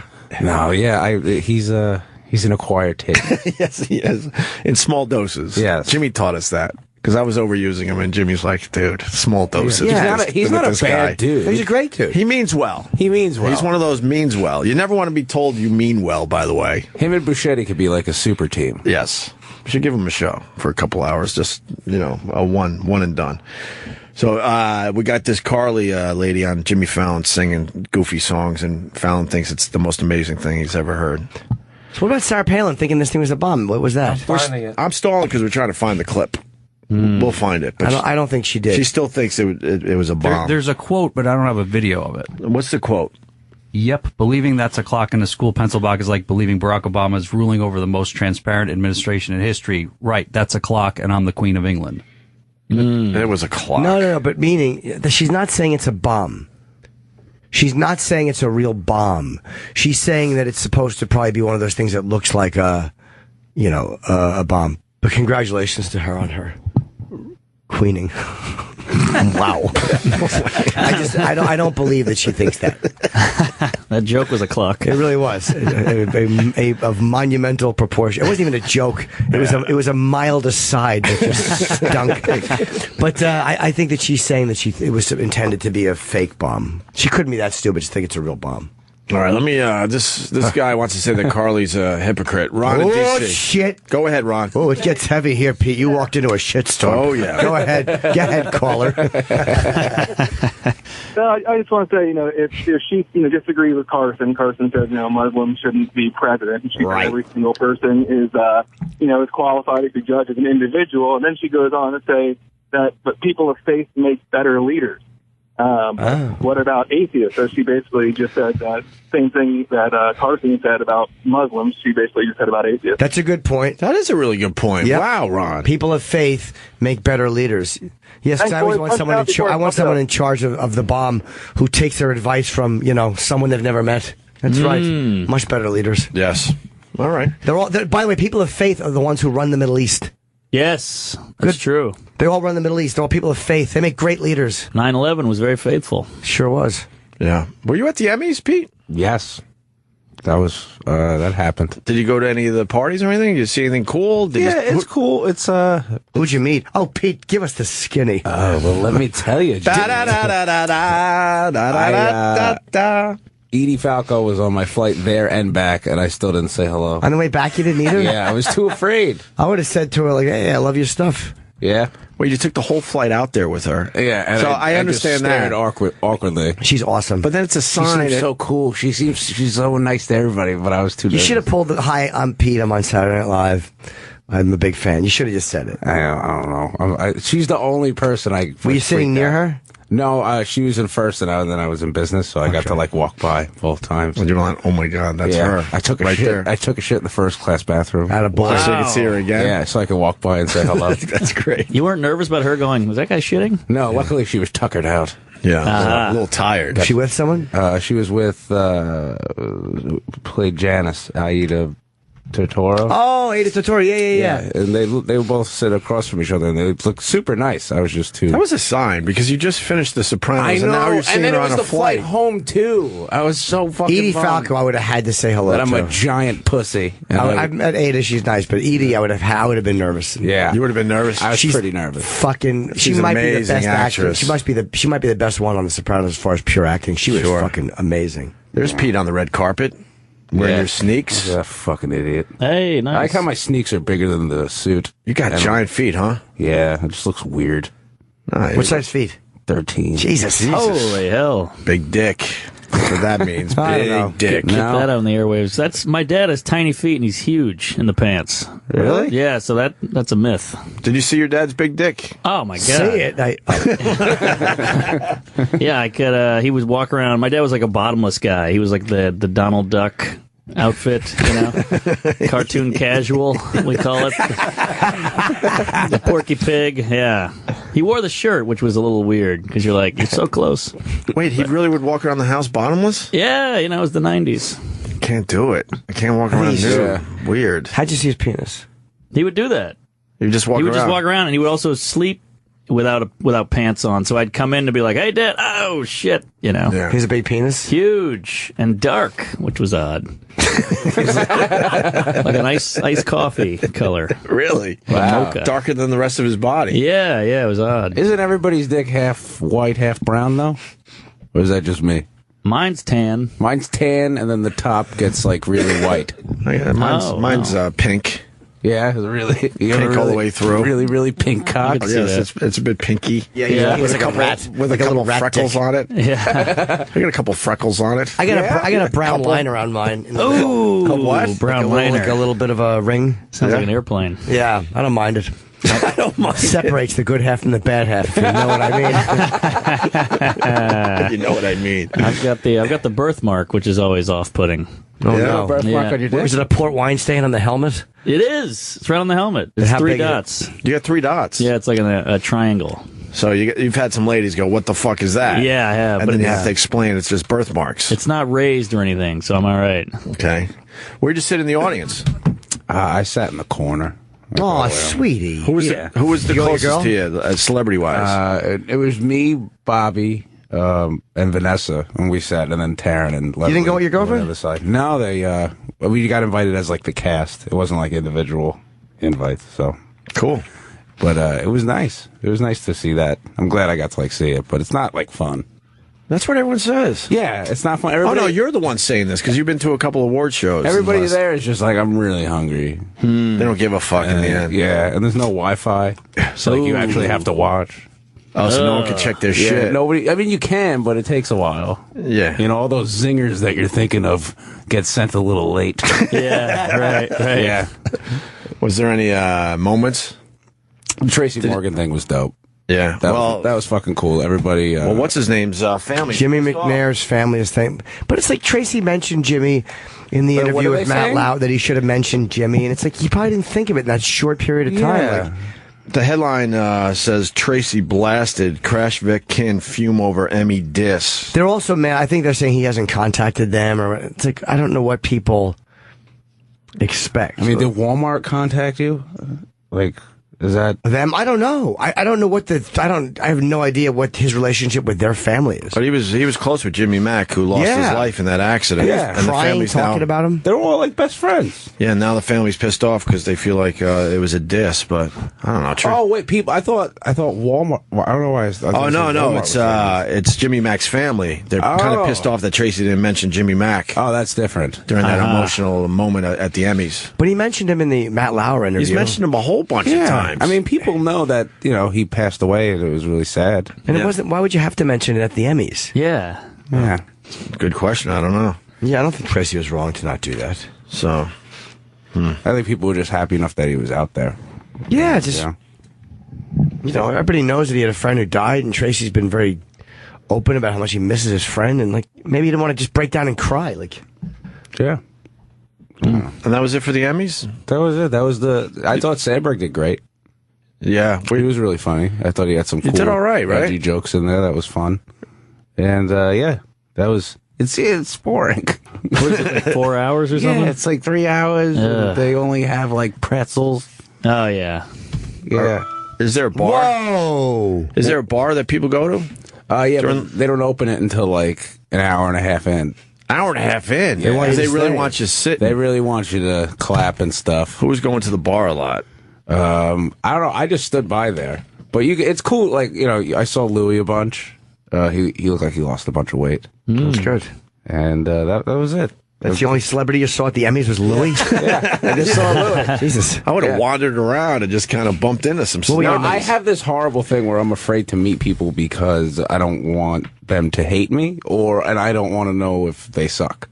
Yeah. So usually they're nice they're normally nice. You don't have to meet them. You just want to stand next to them for a couple minutes. Go, holy fuck! It's pretty cool to see people what they do though. When you just stare and watch them, they walk around. They just do goofy things. No, they do regular shit, but because they're doing it, you're like, ooh. You should be good natured about it. You should walk over to someone like Harvey Keitel or whatever, and say, "Hi, my name's Pete. I'm on SNL. You better watch it, or I'll do an impersonation of you." Finger point, little poke. A little good-natured poke. Pretty pleased with fucking sugar on top. Clean the fucking car. You didn't go to any of the parties afterwards? I went to the HBO party for a second. That was cool. They're very packed. I get anxiety at parties. There's a lot of people you truly don't know. I'm a hit at parties. I go out there, I cut a rug. Everybody's like, boy, this guy really comes alive. Cutting rugs? Yeah. Love me. Rug cutting Jim. I sure am. I'm afraid to have fun. Do you do the electric slide when the DJ drops it? Whatever the gang is doing, I do. You let your hair down. You bet I do. Did we find the Sarah Palin clip? I can't find the clip. I know I saw it. I can't find it anywhere, so I'm still looking. I don't know. We got the gist. Yeah, Eric read it. I think you're right. She's back in, right? Huh? Sarah Palin's back in. Doing what? Is she back in? Not yet. Like trying to be the president? Nobody would vote for her. No, trying to be involved into politics. I guess she's always around, just annoying people. She's a pretty lady. I want to give her a smooch. Yeah. She's very nice. You met her? Yeah, when you meet her, you're just like, oh, wow, you're not a bad person. Yeah. You're just not the brightest light bulb. I've heard she was very nice. Yeah. You met her at SNL? Yeah, she's just like, hey! And you're like, oh. How hot is she in person? She's a very, very hot. She's attractive, right? Yeah, she's a very hot woman. Were people surprised with how much they liked her? I think that people like that, you expect to not like them. There's a great scene, and you ever see Frost Nixon? Yeah. That great scene where that guy is like, Nixon, I wouldn't even want to talk to him ever, and then Nixon walks in the room and he's like, hello. These guys, they immediately win you over. They have that the presence, the charisma, that presence. Yeah, even though she didn't win or anything, she's still not a total dud. She's pretty captivating publicly. Right. Yeah, she's very endearing. She's not a hateable person. She's one of those. A lot of people hate her. Really? But in person, though, it's hard in person. Yeah, in person. I mean, when you hear people say stupid shit, you're like, I hate them. Right. But she's nice. Can I read that tweet you just had up there about the Muslim president thing? This guy tweets, I'm a Muslim American and my family has lived in America since 1632. Uh-huh. Okay. Fought for USA in 1776. Am I not good enough for office? ? Well, yeah, of course you're good enough for office. I think when she says something like, or Ben Carson says a Muslim president, you can't look at everyone as a Muslim. The scary thing is someone who's a radical. It's almost like that's where Islamic extremists are making regular Muslims look fucked up. The same way the cops that are shooting unarmed black people are making all cops look bad. Mm-hmm. It's not indicative of, I'm sure most guys I've met have been fucking moderate, regular guys. All right. Every Muslim I've met, they've been nothing but cool to me. Yeah. I haven't met any of the crazier ones. Are they out there somewhere? Hiding? Sure, they're out there. I've never had a conversation sort of like, hey, I'm Muslim. And I'm like, oh, well, good for you. Oh, you just know though, Pete, right? I don't know. I'm not the smartest guy. I don't really pick up on vibes. What about the Jew? We've never had a Jewish president either. No. Who came the closest? Bernie Sanders. Lieberman didn't come that close. Came He's closest. the closest. Well, who was closer? He was the closest. Huh? Sure, I think so. Yeah, I can't think of anyone that was closer. Maybe there was, and I didn't know it, but... And we've only had one Catholic president. Is that right? Well, we saw that worked out. Yeah. Oh, wow. Good old JFK was the only one. But they all Protestants, right? Catholic. What are they usually? Protestant? What are some of those religions that the presidents have been? Protestant? Lutheran? Lutheran I'd go with. We've never had a Mormon president either. A lot of Episcopalians. All right. Really? What do they believe in? What's the twist with those guys? What's their twist? I don't know. Ew. I have no idea. I don't know anything about religion. Nothing. Nothing? No, I went to Catholic school. That's about it, so I know nothing. When did you bail? I graduated and that was it. And you said, okay, I'm done with this? Yep, then right on to community college. Nice. Oh, yeah. The 13th grade. Yeah. Although it's a smart choice now to go to the community college. Why is that? You save a lot of fucking money, that's why. Oh, yeah. And it's turning out you're getting the same, education. Yeah. As the in a lot of cases, absolutely. I don't know about that. Saving a shitload of money. Stanford? I don't think a community college is going to give you a Stanford or Penn State education. Well, I mean, then you got the problem when you go for the job Newark interview. Community college isn't really going to skyrocket you to the biggest. I went to Middlesex. I'm the rare exception of one who went to community college and gained a fine education. Yeah. Yes, I did. One semester. Jimmy's a very smart boy. B and 3 Fs. Nice.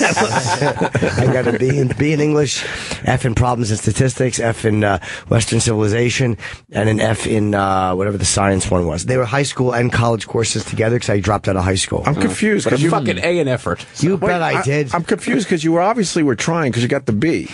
No, that was merciful. I think all comics are good at English. I think exactly. I think that was I was it. good at English and shitty and everything. But you would else. think it would be F's across the board. 3 F's and a B is a very strange I would combination. be A and a bunch of D's. Yeah? My English teacher was merciful because he knew I had just gotten sober. And he was just being nice. So you were trying in all these classes? No, not really. I should have gotten probably a C- in English, maybe even a D. Right. What a great excuse to be in school, be like, you got to pass me, teacher. I don't want to have to slip up again. I didn't say quite that obviously, but it really was along that vibe. Yeah. Just try and hear teach. Oh. Awful. I know I forgot the apostrophe, but reminded me of dangling drugs in someone's face. Oh, Jack Daniels keeps me up at night. Episcopalian is that the number one religion for the presidents? What the fuck is that? Dutch Reformed. Wow. Makes an appearance. With Theodore, who is the Dutch Reformed? He was sitting down though. Teddy Roosevelt and Martin Van Buren, Dutch Reformed. A lot of Episcopalians. Wow. Methodist, Presbyterian. Okay, wow. I thought wow. There's our man, Roman Catholic, JFK. A Quaker, a couple Quakers. Nixon was a Quaker. I didn't know that. Herbert Hoover's my favorite. Good. Because of his name. Unitarian. I don't even know what these Church are. of Christ, wow. Then we had a non-specified. Yeah, Rutherford B. Hayes. Everyone knew he was unspecified. That was the big joke in high school. It was? People would go like, hey, what religion are you? We'll say, what am I, Rutherford B. Hayes in it? That's a keeper. Yeah. It's a big joke in high school. Johnson was the least religious. None specified. None specified. Lincoln said none specified. Oh, you gotta love that Lincoln. Maybe he didn't get a chance to tell people what he was. That's true. That was the last question someone asked him. Face. What religion are you? He said, it's funny you ask. What if he was a Muslim?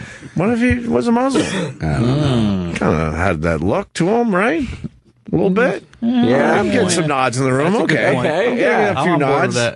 Because he was a Christian. He believed in Christ in the religious sense. People, friends of Mary Todd said that. Yeah. Good old Mary Todd Lincoln. Yes, right? Mary Todd, when she wasn't hiding under the bed and acting like a crazy bitch. But I heard, however, close friends who had known Lincoln for years, such as Ward Hill Layman and William Herndon, rejected the idea that he was believing he was a Christian. Did you know that, Jim? Now, William Herndon is a proven liar. Yeah, he's a fucking jerk. Ward Hill Layman couldn't stop drinking, and he had a thing for Mary Todd. Can you scroll down, please? Was Mary Todd Lincoln nuts, Jimmy? She was a nutty bitch. She was a fat whore. And yeah, we all know it. She was nuts.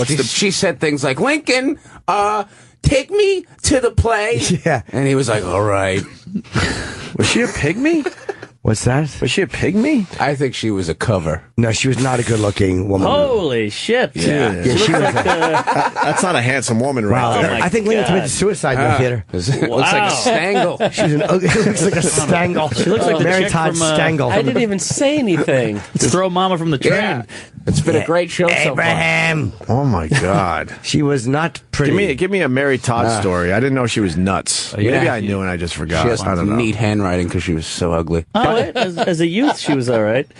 By the way, Sally Field was amazing as her in the movie. She I won the love Oscar. Sally Field. Me too. She's adorable. I want to have a cup of coffee with her. Smokey and the Bandit. Call her Frog like they did in Smokey and the Bandit. Come here, Frog. Yeah. I want to jump you. I want to jump you. Wait, why'd she stay? Charming laughing. She stayed at Bellevue. What is that? Bellevue Place. It was an upscale sanitarium. Yeah, it was a sitcom she did. Oh yeah. Oh, is that a psych ward? 10 years after, she was declared insane. Oh wow. And committed herself to a mental institution. They committed her. On May 20th, she arrived in Bellevue in 1875, and she was only there for 4 months. Her sister Elizabeth assumed care in Springfield. Robert Todd Lincoln, the president's eldest son and practicing attorney, arranged the insanity trial after agonizing over her erratic behavior. I wonder when she died. I guess she was acting nutty. Yeah, she was running around the house crazy. talking to $5 bills. She probably just tried to run for president, and they were like, "To the psych ward." Yeah, but you got called crazy back then for anything. Yeah. That's true. You're like, I can't sleep. Put him in the nut She house. smiled at a Negro. Right. She's crazy. Right. Yeah. We have audio of Mary Todd Lincoln, you know. Oh, really? Yes, we do. Is Fallon laughing? Oh, well. My name's Nick, and I'm lazy. Please don't take a walk with me. I'd rather stay right here at home instead. I want to lie back down in my nice warm bed. My name's Nick, and you're gonna have to carry me. Oh, you're And terrific. she's with Trump. No. She's her own person. But that's a song she sings to her dog. No, Trump was the one that said she had an ugly face. And he was trying to backtrack from that statement. I was more amused we by all the got song David Berkowitz sang to his dog. Can you hang you from the fan? Put on the toaster, bucket of water. Come on, you know the drill. Find those pigs and kill them dead while their boyfriends watch you shoot them right in the head. We're going to cock block some strangers in 1977. Boo, bombing. Bombing. All right, we're gonna take a break. We're gonna take a break. You laugh. Mark Norman's here. Yes. Where are you gonna be, Mark? What do you got going on? Anything? I'll be at the Arlington Draft House on the 2nd. Ooh, and nice. then Dead Crow in Wilmington, I believe on the 20th. I got 16th and 17th. Thank you. Is that right? Dead Crow Comedy Club in Wilmington, North Carolina for Mark Norman. That's the one. And at Mark Norm on the old Twitter. Pete Davidson, is this your last time for a while? This week, yeah. And then you go back to SNL we'll see on the other side, though, certainly. Yes. On the other side, are you excited? Yeah, I'm pumped. I'm very excited. We're really I want to start. They announced who's going to play Donald Trump. I saw that in the paper. Yeah, Everyone tried out to be Donald Trump for the new season. Is he good? Terrence Trump is pretty fucking insane. Why don't they go with our what's his name there, the old guy that Hammond. Yeah, he's on the show. Yeah, he's the announcer now. Well, he's there. I think he did Clinton last year, so I think he might still have to do Bill. And what happened to his Daryl Hammond? Of course, is who we're talking about. Fried Chicken. What happened to him in Kentucky Fried Chicken? That seems a little weird that they switched him out for Norm Macdonald. Is there a story there, or is that I have no was their idea. marketing plan that they were just going to use these guys for a short run and then go with somebody else? I have no idea. I didn't even know it was him at first. Really? Someone had to tell me that it was him as the. I didn't either. I think maybe KFC thought it was a little too creepy. Yeah. He creeped me out as Colonel Sanders. I'll bet you that Those commercials were really good, but he was a little creepy. Yeah. No, I think he really looked like Colonel Sanders. Absolutely, huh? I think they're going to switch it out with old SNL guys every few. You think that's going to be their Yes, marketing? Garrett Morris is next. Garrett Morris. Garrett Morris eat fried chicken. That's horrible. Sherry O'Terry. Yeah. Whatever happened to her? She's a little. I think she went off the deep end. She was pretty talented. She was. She was great. She never really did Smart anything after cheerleaders. SNL. She was in this and that. She was great. She was unbelievable on that show. What is she doing? She was doing stand up for a minute. Oh, Yeah. Was she a sketch person, not a stand up to begin with? Yeah, all sketch. Okay. And then she was in a couple movies, but nothing. I just saw her no in major something. roles, I don't think. She was on Curb, I remember. It's interesting to me people that come off that show and then don't want, like, you get your Will Ferrells and your other, people that go on to huge success, and then people that just don't. Yeah. You know what I mean? Chris Kattan. Yeah, but at least he's known. He hasn't gone on to be fucking Mike Myers, but Kattan is at least known. He's a big Bollywood star. Is he? Yeah, he does all of his movies in Bollywood. But like Nora Dunn, we've talked about her. That whole big Dice and thing, she wouldn't go on with Dice. And it was like... That's a good move on her part, huh? But I mean, it's so annoying.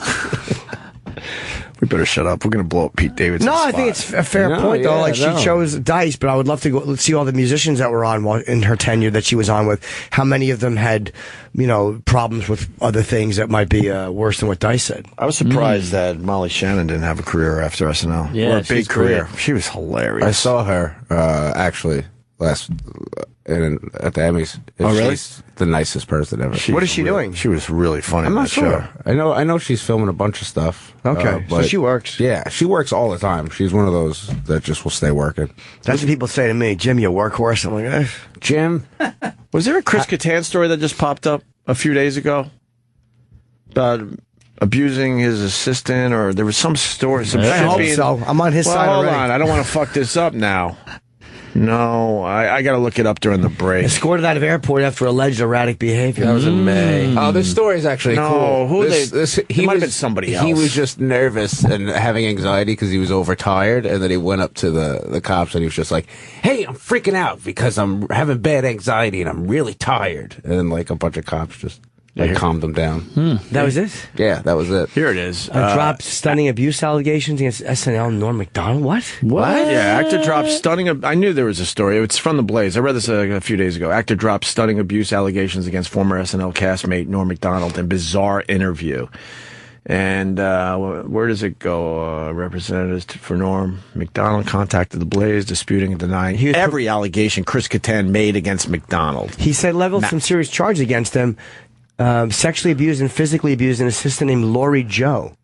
Yeah, during a radio interview meant to promote his weekend comedy gig in St. Louis, Chris Kattan leveled some serious charges against another former cast member, Norm Macdonald, claiming, like Jimmy said, sexually abused and physically abused an assistant named Lori Joe. Kattan quickly responded, "We didn't hate each other." Is it true that you and Norm Macdonald hated each other? Kattan quickly responded, "We didn't hate each other." The host name was Rizzuto. Right. The actor, famous for his iconic characters like the male dancer Mango, did say Macdonald was one of those people that was a little ticked off that I was doing well, which I understand. Kattan shared the story of a prank Macdonald played on him during a cross-country flight that escalated to a confrontation during an SNL pitch meeting. Garth Brooks was slated a guest host that week, and Kattan claims he stated that he wanted to do a Mango sketch. According to Kattan, Macdonald replied, "Nobody wants to do a sketch with a fag." Is he gay, Chris Kattan? I don't think so. I don't know, but you could see Norm Macdonald saying that. Wow. But I think if he did say that, he would be going for the joke. Sure. Kattan claims he responded with outspoken honesty, saying, "Norm, go sexually abuse your assistant." After an uncomfortable moment of silence, Kattan continued, "Because that's what he did usually." Rizzuto, the host, asked, "Are you saying Norm Macdonald beat up his assistant?" "I don't know, but she had a black eye and was like, that would happen every so often," replied Kattan. The host, Rizzuto, pressed Kattan to confirm his allegations, asking, "Wow, she really fell down the steps a lot." What else do we need in this? Kattan tried to distance himself from the statements. No, she did not, unless she fell down the steps and her pants were off, maybe. Right. Oh, wow. Wait, she slipped, fell, her pants were off? I think he hit her. That's what I think, but that was a while ago, said Kattan. Wow. The Blaze attempted to contact Norm Macdonald. Norm's denying all this Of stuff. course, you should really make sure that's true before you say it. Yeah. No kidding. So the whole story's on The Blaze, theblaze.com. And what fucking show are you doing that you say shit like that on it? One of these type shows. And also, you know what I mean? Like, I've never heard of, what is it? One of these type of shitty radio shows. I don't know. Yeah, I guess he's a radio show host. Yeah, he was the host in St. Louis. Used to sponsor the Money Store. What a fucking weird. He was a Yankee announcer for a while. How do you like that? His wife Cora called in and bored everyone with a story. You didn't appreciate a good Cora story? I hated the seventh inning, second and third, 1 out. Reggie Jackson's up. You know, Cora. We went out to dinner the other night. We went out to dinner, and Cora had an accident in her pants. Frank Messer was trying to say how, and Thurman Munson's rounding third.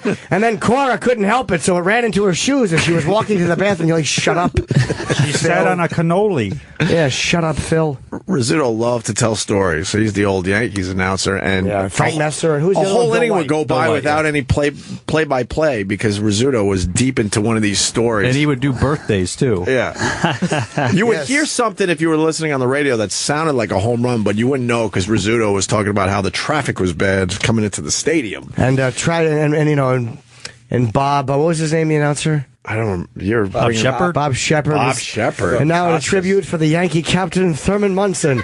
And in other news, Cora turned 79. Shut up, Phil. No one gives a fuck. He loves his wife. There was a love there. Certainly. Is he alive, Rizzuto? No. Oh, he did die. Yeah, heard gone. Is Cora around, though? That's the question. Yeah. I bet you Cora's still around. Her and Bill White have been fucking. Really? Yeah. Heard it here first, folks. An exclusive. Oh, she's dead, too. Oh. See, that death, it gets everybody in the end. What the fuck? When did she die? What did Cora and Phil 2010?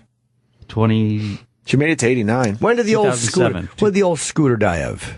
89, he was fuck. Oh, Rizzuto was 89. How old was Cora? 30. 30? Wow, no kidding. That's quite the age difference they had there. Yeah, she died. It was so weird. She fell off a glass coffee table while she was shitting. She made 90.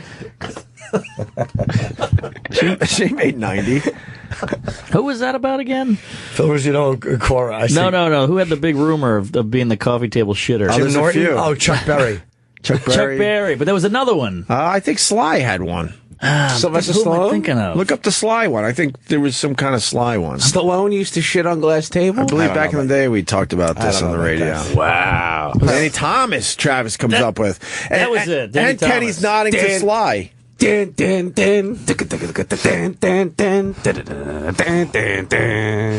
are saying it was Danny Kaye. Danny Kaye. No, it was a comedian of some Stallone kind. And look, used to people are pay- also saying it's Danny Thomas. Danny Thomas is what I heard. Stallone used to pay women to crap on a glass table as he laid under it. Let's click on that story. No, yeah, but it was part of his training for Rocky. It was before the eggs, before the raw eggs. Creed! This is just message board shit.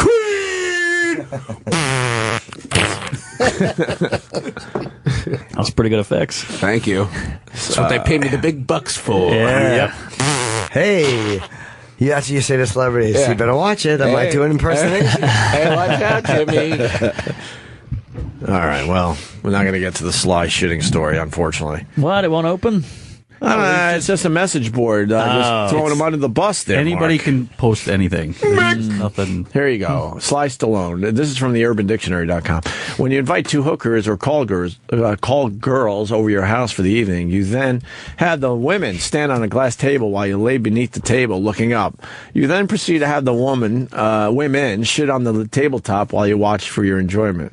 Wouldn't you just laugh? Of course, that seems fun. Like, it doesn't seem hot. Oh, Mike Rowe's here. It would make me have to shit. Yeah. Yeah, definitely. I'm like, wow, now that I see how shit comes out. I would like to see that, but I wouldn't be turned on by No, that. no, I would no. be laughing like an idiot. I mean, Yeah. maybe if I had a clothespin on my nose, I'd be turned on. But if No, if you're I under the smell glass Under the table. glass. You're not going to smell too much. It's like an exhibit. Oh, you're definitely going to smell shit. It's like a museum. It's like an interactive exhibit. It's you're not like in your own little individual isolation chamber. You're just laying You're under gonna smell your a little, but fucking not a coffee lot. table.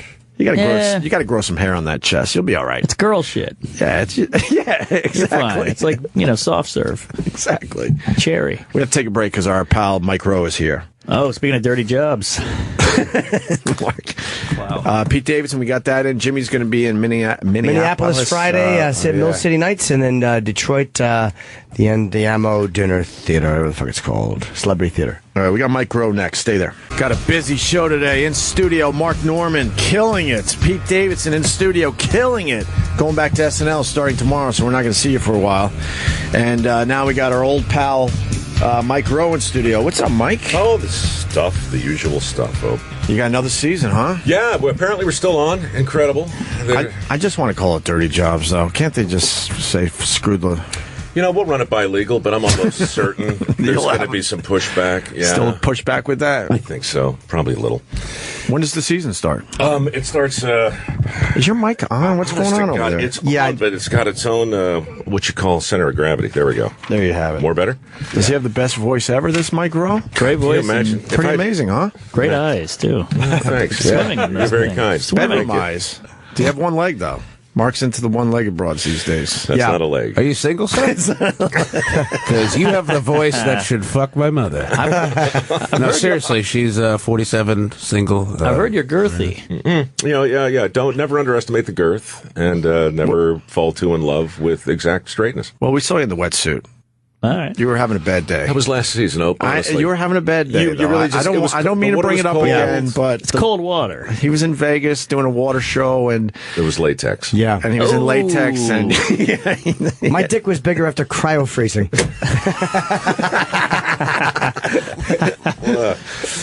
Do you beef it up before you have to do stuff like that?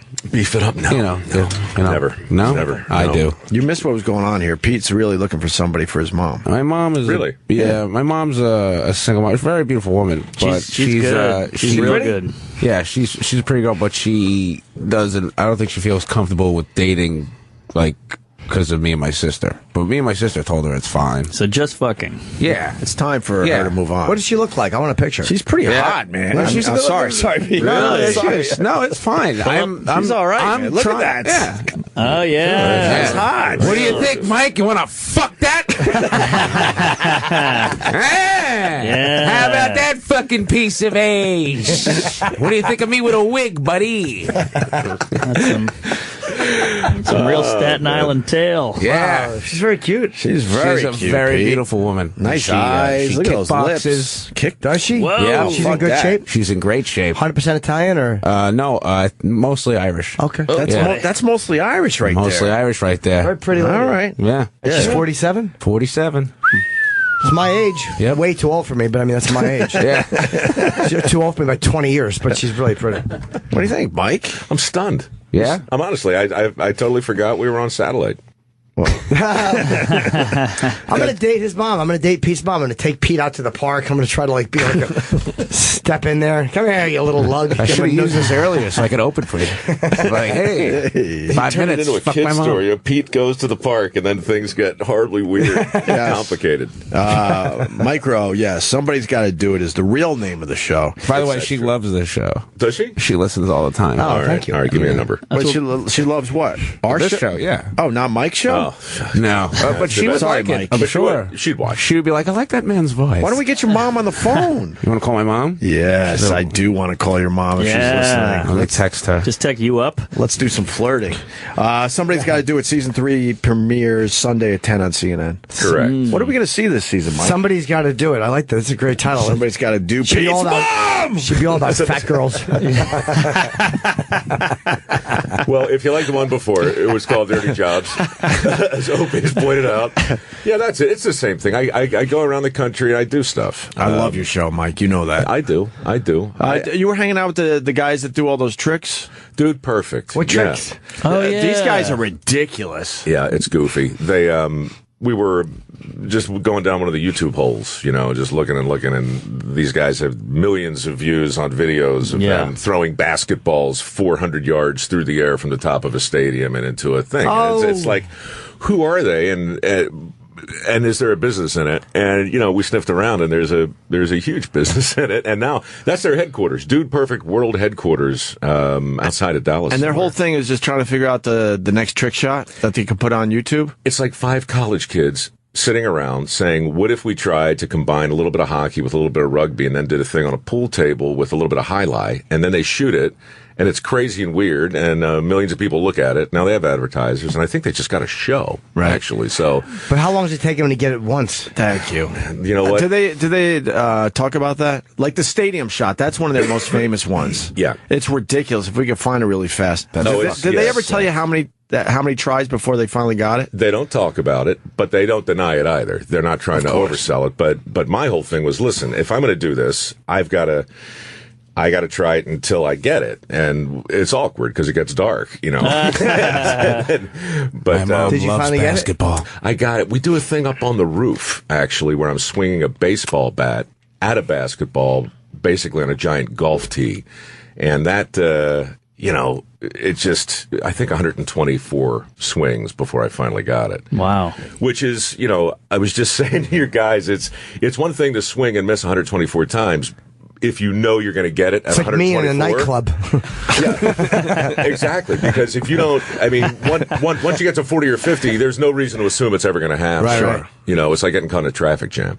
It just goes and goes and goes and goes. And at one point, a bus drives by full of cheerleaders yelling, "Go Mike," which was humbling and weird. The funny part is, though, there really is a live traffic behind. Oh, yeah. And you were really, they just have people, spotters, catching the ball. Yep. Those are the dudes. But 120, that's pretty good, though. You got it on the 124th try. The guys are making a fortune. Was that a basketball? Or it wasn't. It looks pretty. I know it's a basketball. People look at it. Is it deflated? But I mean, it looked too. It's heavy to be hitting with a bat. It's on a tee, and then he's hitting it and trying to get it in the basket. Well, the actual stunt, when it was done, that guy swings that bat and hits that ball, except it goes maybe 150 yards. And he made it. Yeah. How many yards? How many yards do you have? That's what is that? 15, 20? Not far. What a great way to make a living. Yeah. These guys are killing it. All Are they millionaires? Yeah. Yeah. Wow. I don't watch videos. Like, you want to impress me? You show me a video of somebody helping a child. That should get millions of hits. Doesn't take me 120 tries. Absolutely not. One try. Give that kid a meal. Or throwing it through a hoop. Or or hitting with a bat. And was the basketball deflated, or was it all pumped up? Pumped up. Pumped up? Yeah, because he's pretty much tapping it because it goes pretty easily. Did they do a stunt for you, especially for your show? No. Basically, the way it works, we just stop by and say, "Who are you and what are you doing?" And you know, I've got a full crew, so everybody kind of looks at each other and says, "Well, why don't we just reenact some of the stuff we did?" So I'm inside throwing, like they've got an indoor dart set up, and you know, they're very, very meticulous. They got records for everything. So, you know, you're 50 yards away from a dartboard on your knees, throwing a dart as hard as you can through the length of this room. And if you hit the dartboard, what happens is these guys look at you like you just hung the moon. It's the biggest day in everybody's life, and what unfolds is like this 20-minute celebration of absurdity. So it's unrealistic and unwarranted enthusiasm jammed into a ridiculous, made-up stunt watched repeatedly by millions of people. This is amazing. They got a baseball stadium where they're going to hit the ball off the tee into a net. So I guess they just rent. This is what Mike was trying to reenact from a much shorter distance. Wow. That's fucked up. I've never seen that one. He throws the tee. He's all celebrating. That's pretty fucked They up. go out of their minds. Right. That's How the many one views I saw. does that one have? It's a million. And who dislikes a video like that? Right. Oh, well, That's when you realize that it's ridiculous when someone dislikes your video. I would dislike that video. That's not what you should be wasting your time doing. I want to see all the other You tries. should be helping people. Exactly. Thank you very much, Yeah. Pete. I'm sure that video's a lot longer than it looks. I'm sure it is. You know what we should be talking about? What? ISIS? Not yet. It's a little soon. It's a little They did that with a soon. human head. Now that's dude perfect. That rat with that piece of the pizza. pizza. Oh, right. So we haven't cut it yet. We're going to cut it this week, it looks like. But I came here a couple months ago, and there's this organization called RATS, the Ryder Alley Trencher Fed Society. And this is going to freak you out, honestly. It freaked me out. It's about a dozen people, all middle-aged, look as unassuming as every neighbor you ever grew up with, with their little lap dogs, terriers for the most part, 8 to 20 pounds. And at night, they go out into the city and they hunt rats, and they kill thousands. Just for fun. Every night. Wow. They kill them because I love hunting rats. This is when I find there's a spot where they've know there's a lot of rats going on. I go there and check it out. Crunching them with your foot. I don't fucking kill them. I'm too scared to do that shit, but I watch them coming out of the holes and running around. That'd freak me out, man. You ever put peanut butter on your dick and then just watch the little fellas crawl all over it? The Plaza Hotel across the street, that's known for having a lot of rats because the horses hang out there and all the horse feed, so they come out of the holes to get some dinner. So these guys actually have their dogs just kill rats? We found a dumpster in front of a precinct down, I don't know where it was, a little south of Tribeca. And one rat went in, dog waited, the rat came out, killed it. All the dogs came over, they started shaking the dumpster, and I'm not kidding you, between 50 and 60 rats came out of the little drainage hole on the side, one at a time, and these dogs. I mean, I'm telling you, it's like, they're like little Pekingese. They're like the most unassuming lap dogs ever turned into like the Hound of the Baskervilles. You got video of this? We shot the whole thing. And it's going to be on your show? I'm cutting it together tonight. Wow. You just sold your show. I'm telling you, it's the perfect story because like you look at Dude Perfect, and that's a great tale about guys who figured out how to make a fortune doing stuff they love and basically screwing around.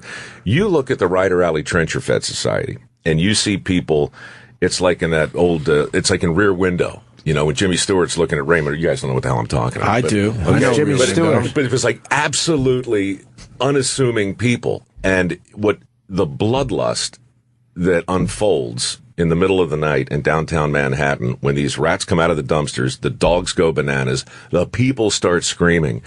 I saw a rat the size of a loaf of bread run up my cameraman's pant leg. His camera goes flying. He dives into the street. The rats are everywhere. It's like a Sam Peckinpah. It's like a blood ballet. They're tearing these things apart, and I can't wait to put it on the air. A couple things. First of all, I want to go and check this out one night. You should. Can you give me some info for that? Yeah.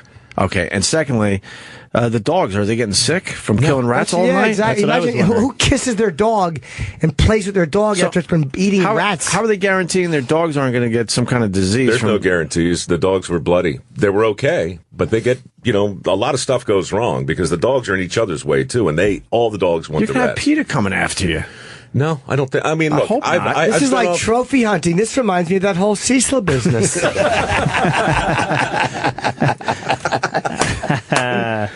I want to see this so badly. You'll love it. I'll tell you. If how many did they kill in one night? When I was with them, I spent an hour and a half, and we got between 50 and 60. But the guy who runs it, Richard, he takes a picture of them, and he starts sending these pictures. I said, "What are you doing?" He says, "Well, I got a guy in England who I've been sending pictures back and forth with. These societies of terriers, they're all over the world, and they all hunt rats, and it's competitive." He showed me a picture from this guy who went into a barn with 8 terriers and 8 people, an old barn full of old rotten hay. And by dawn, the next morning, the pile of rats was somewhere between 400 and 500. Ugh. They're everywhere. If you want to see a picture right now that'll make you think differently about dogs and rats, go ahead and Google rat terrier World War I. Okay? Look for images. And in the First World War, rat terriers were constantly in the trenches all through the Western Front because dead bodies were buried in the trenches and the rats were everywhere. Oh, look at them hanging them up. That's exactly And that cute little dog did all that? That dog killed all those rats.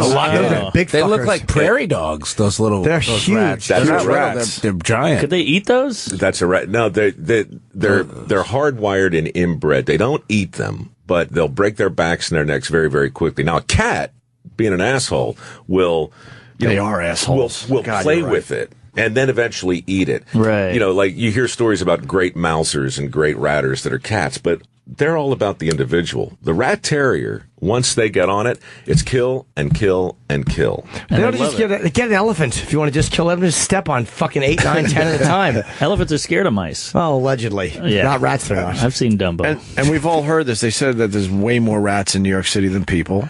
And also, because I read a book on rats. I've talked about it over the years on this show. I fucking loved it. It was unbelievable.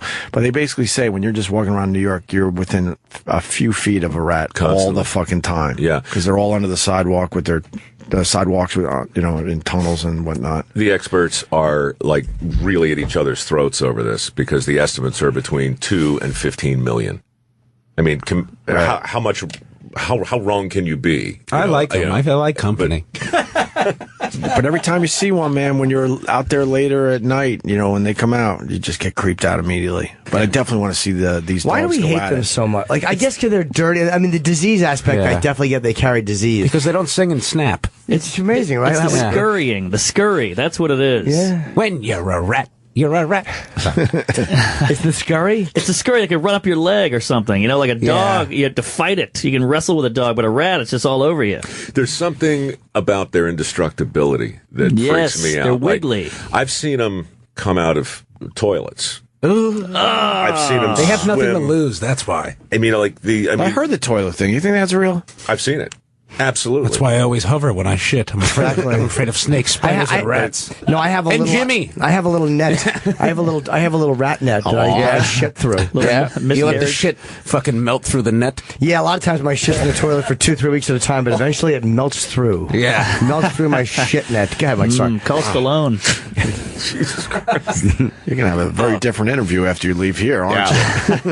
Man, the way Jimmy says it, you see it. You see it. He paints It's a too picture. visual. Yeah. You kind of smell it too. Yeah, you do. So roaches and rats we hate so much, and they're the most resilient things on earth. Mm-hmm. We hate them. Why? Probably because they're fucking better than us as far as surviving is concerned. Because they're ugly. And they are creepy. Don't get me. I don't like either one of them either. And they're dirty, ugly, the too. teeth, the tail. Yeah, they all just of it. look ugly. But they actually look indefensive rats. Yeah. The whole bubonic plague thing, that wasn't the rats. That was the fleas on the rats. The rat is the delivery system for everything from, Lipospira to a thousand different things. Right. But the rat itself is, he's just a I don't guy really trying like to get through the day. this rat shaming. Did you guys hear about the viral video going down today? Everyone's talking about with the rat and the And the slice of hungry pizza. rat? That's what made my. That's why I brought it up. Yeah. Well, can we play it for the people here?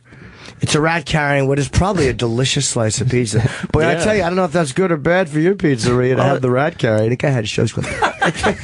It shows how stupid the rat is, though, because it's losing all the sauce and the cheese. Why Justin, wouldn't he you carry train it a rat. the other way? It looks like Joe's. Well, on the way over, I heard the guy who took the video.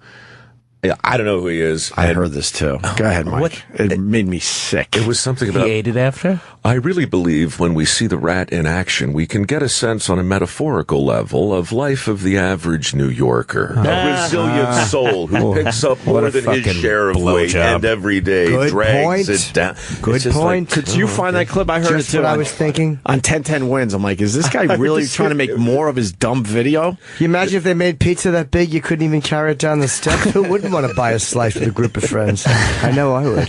It's delicious. Now with rat topping. But he's scraping the sauce off. Yeah. What the hell is wrong with this That rat? is pretty amazing. The poor little fucker just trying to get some pizza Let's down play- there. He probably thinks he's going to be a hero. Right. Like he's probably the one who's worthless in the rat community. They're like, oh, you suck. He's like, I'll show you. He gets down there with the pizza and one rat's like...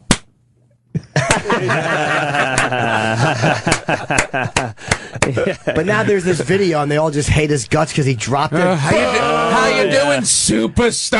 Yeah. Pizza dropping bag of shit. Let's see this video. I haven't seen it yet.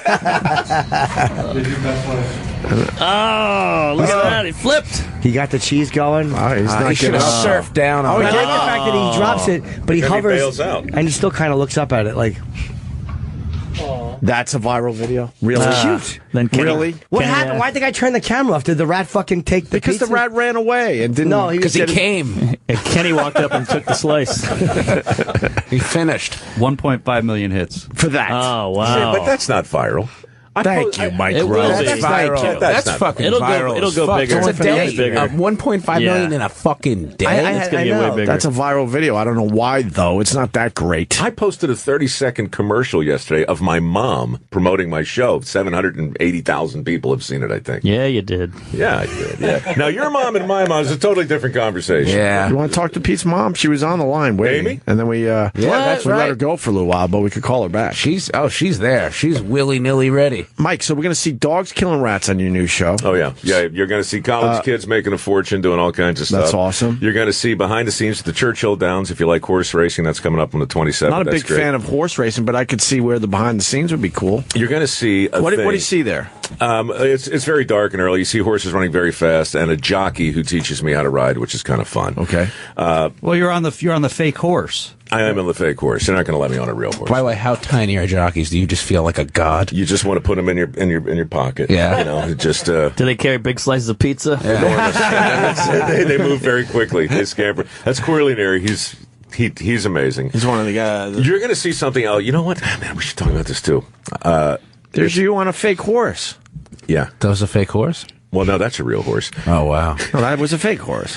What are you doing, Mike? It got so weird. Yeah, it looks great. It's a freaking hobby horse, and I nearly broke my neck on it. Oh, jeez. You want to see Flyboard. That's coming up later, too. We probably don't have footage, but that horse I'm just looks like saying it's getting rammed. That horse, if that Its horse hair's could like talk. shaking around. Yeah. That's what your mom's in store for, Pete. Oh! Looks like Farrah with Ryan O'Neal on her. Somebody's got to do it. I have the audio from 1010 Wins. You got to Why hear does it say that's- comedian's camera rolls? Who is the guy? Yeah, who is this comedian guy? Fat Jew. Oh, yeah. John Montone. Remember that guy? Little? I don't know, but I'm sure I did Bobby's podcast. Matt Little. No, Insider. This is what he said about his dumb, stupid video that shouldn't have been viral. Sorry, Pete. Hold on. A million people have spent 14 precious seconds of their mortal existences watching a video of a rat pulling a slice of pizza down subway stairs. Pizza Rat is now a New York City star thanks to Matt Little of Bushwick and his smartphone camera. You talk quicker, you jerk off. To 10 wins. Watching this rat try to carry something bigger than him down these stairs is, in a way, a great encapsulation of what it's like to be a New Yorker. Shut the fuck up. Or was it just a hungry rodent foraging?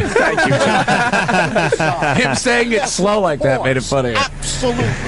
We have the Pizza Rat video at 1010wins.com. It's your 14 seconds. I love You John sounded like Montone. Dennis Falcone. He's the That was best. funny, yeah. That guy is the best. He doesn't take any of this shit I'm seriously. John Montone. How long has he been doing that? Forever. I don't know. He sounds like he's in mid-stroke. Yeah. You were saying the flyboard. Oh, it's a thing where you hover as if by magic above the water. So you stand on a.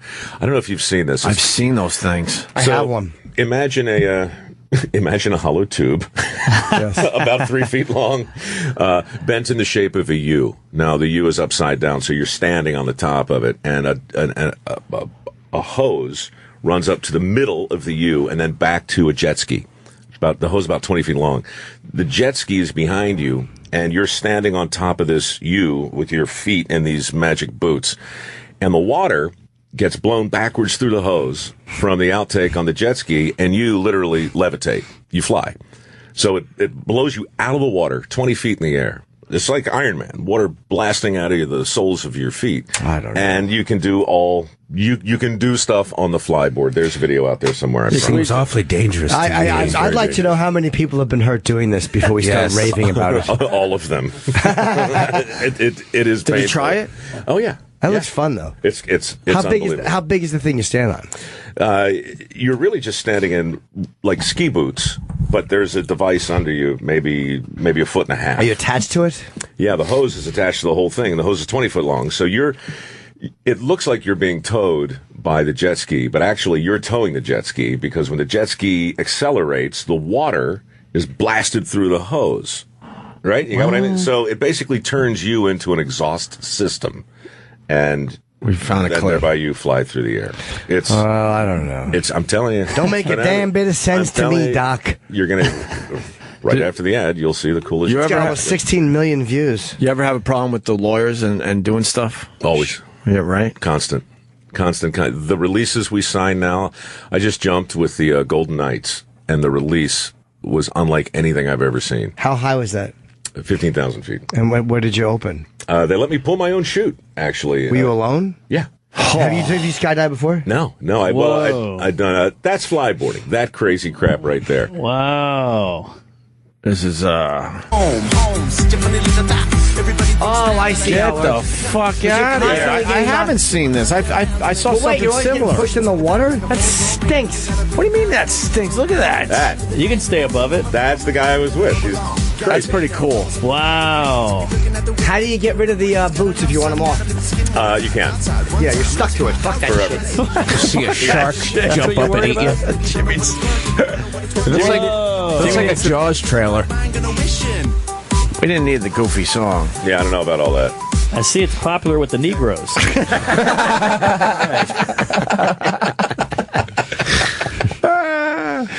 That's pretty cool. Wow. And you tried it. How long were you up in the air? All day. I mean, I went out there. It took But me... if you move the wrong way, does it slam you back down to the water? It does, yeah. It does. So It's you got to awkward. sort of know your balance on this thing. Yeah, it's best not to do that. How do you get back out of the water? You're pretty much at the mercy of the guy driving the jet ski. Fuck that. Yeah, I mean, there's a fair amount of trust involved. It's what you call a team thing. That looks amazing. But once you figure it out, it's not so different than really skateboarding, it's just a different set of muscles. So you can drown. No, you can absolutely drown. The first version of this, they just would hover above the water. I remember seeing those where it was just like you go up and that's about it. And then they figured out, wait, no, we can make this way cooler. Now you're like the Loch Ness Monster. Yeah.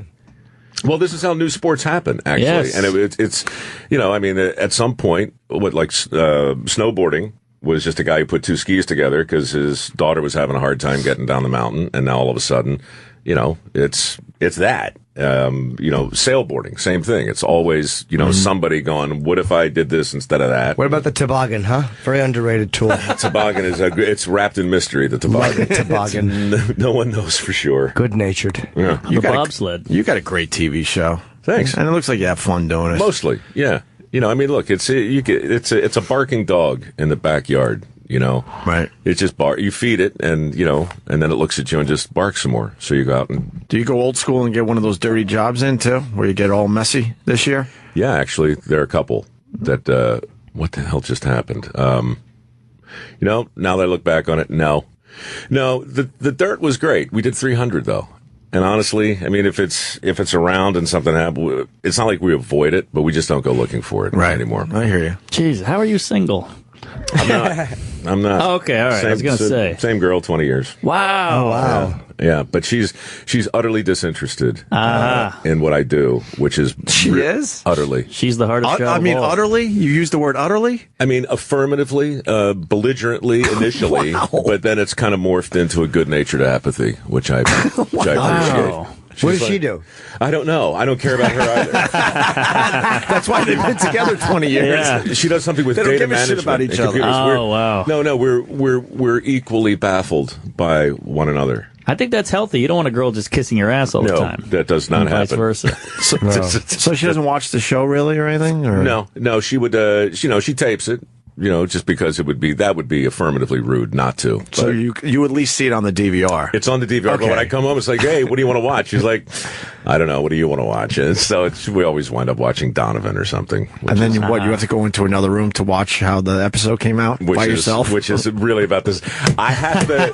It's the saddest thing. I have to watch the show, but yeah, I always wind up watching it either on a plane or in the privacy of my. That's an amazing story. That's a better story than the rats. Wait, do you hate when you're watching it and she starts talking while the episode's on? You're like, I'm talking. I'm trying to pleasure myself. No, but she'll ask me questions that are clearly about to be answered in the show. That's the thing where it's like, well, why? Like, when is this over? What if we all just watch the thing on the screen for a second, and our questions would be satisfying? My mom wouldn't do that. My mom would watch every episode.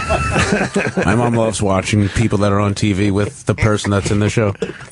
She sounds like an She's extraordinary a huge fan woman. of that. She'll be like, She wow, really you're is. so nice on the television. She's very Staten Island. She'll be like, wow, you look the same. She says cute things like that to me. You look the same. Yeah. She'll be like, your bald spot doesn't really show on the TV.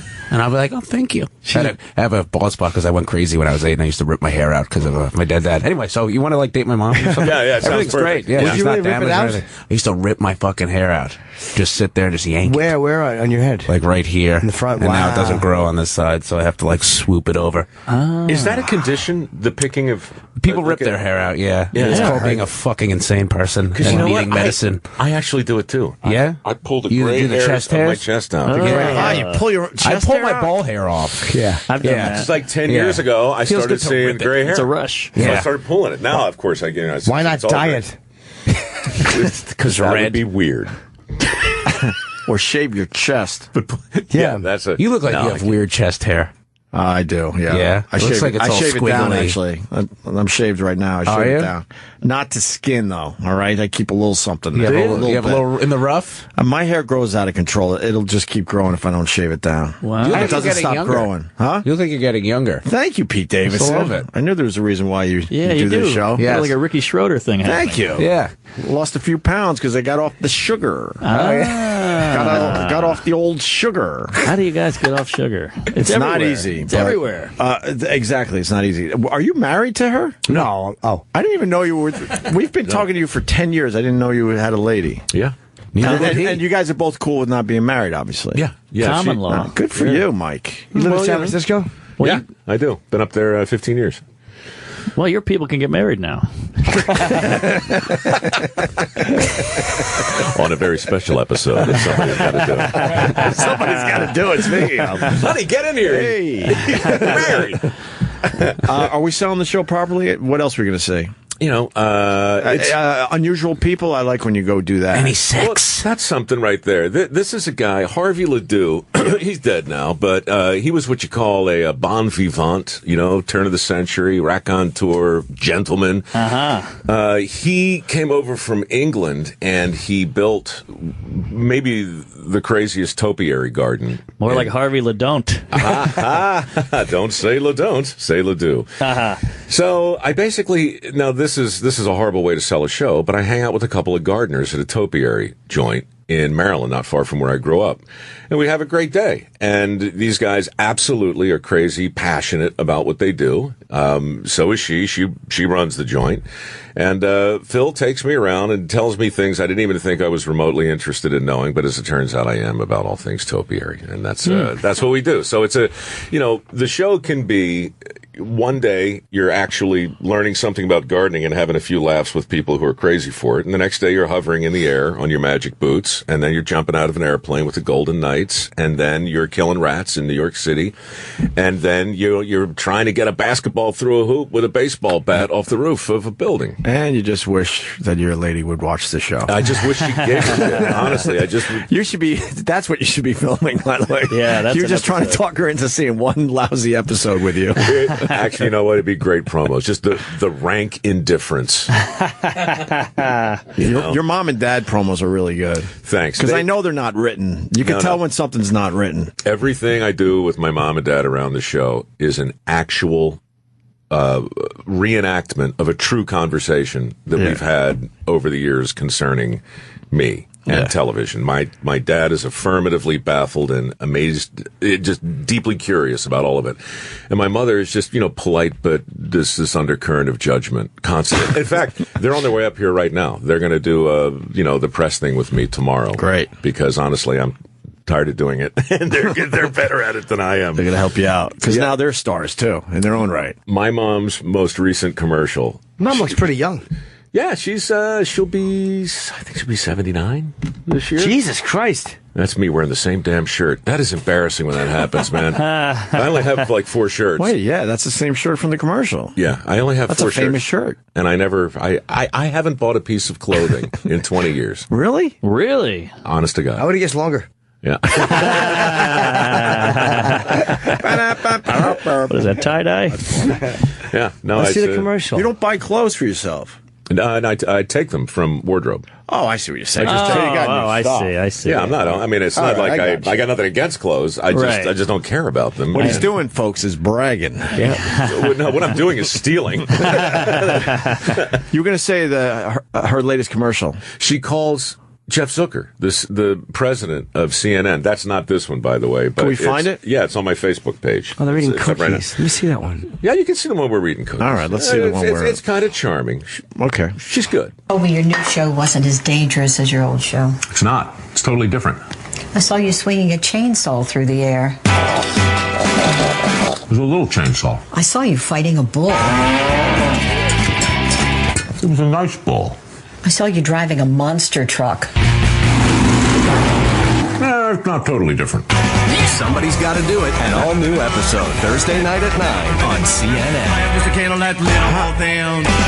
How was she's very comfortable in front of the camera? How was the driving of the monster truck? That would freak me out, I think. I'll tell you, it was so big and so intense that it was actually a little anticlimactic because they were so frightened that I was going to step on the accelerator and flip the thing over. So I'd be worried it would flip. Do they flip? It was very controlled. Yeah, you can flip them. But I'll tell you, last month, a guy tossed me the keys to a full-on performance dragster, 1,200 horsepower, a guy named Roy Hill, who runs a drag racing school, 0 to 60 in less than a second, and 0 to 150, so a quarter mile in 8 seconds.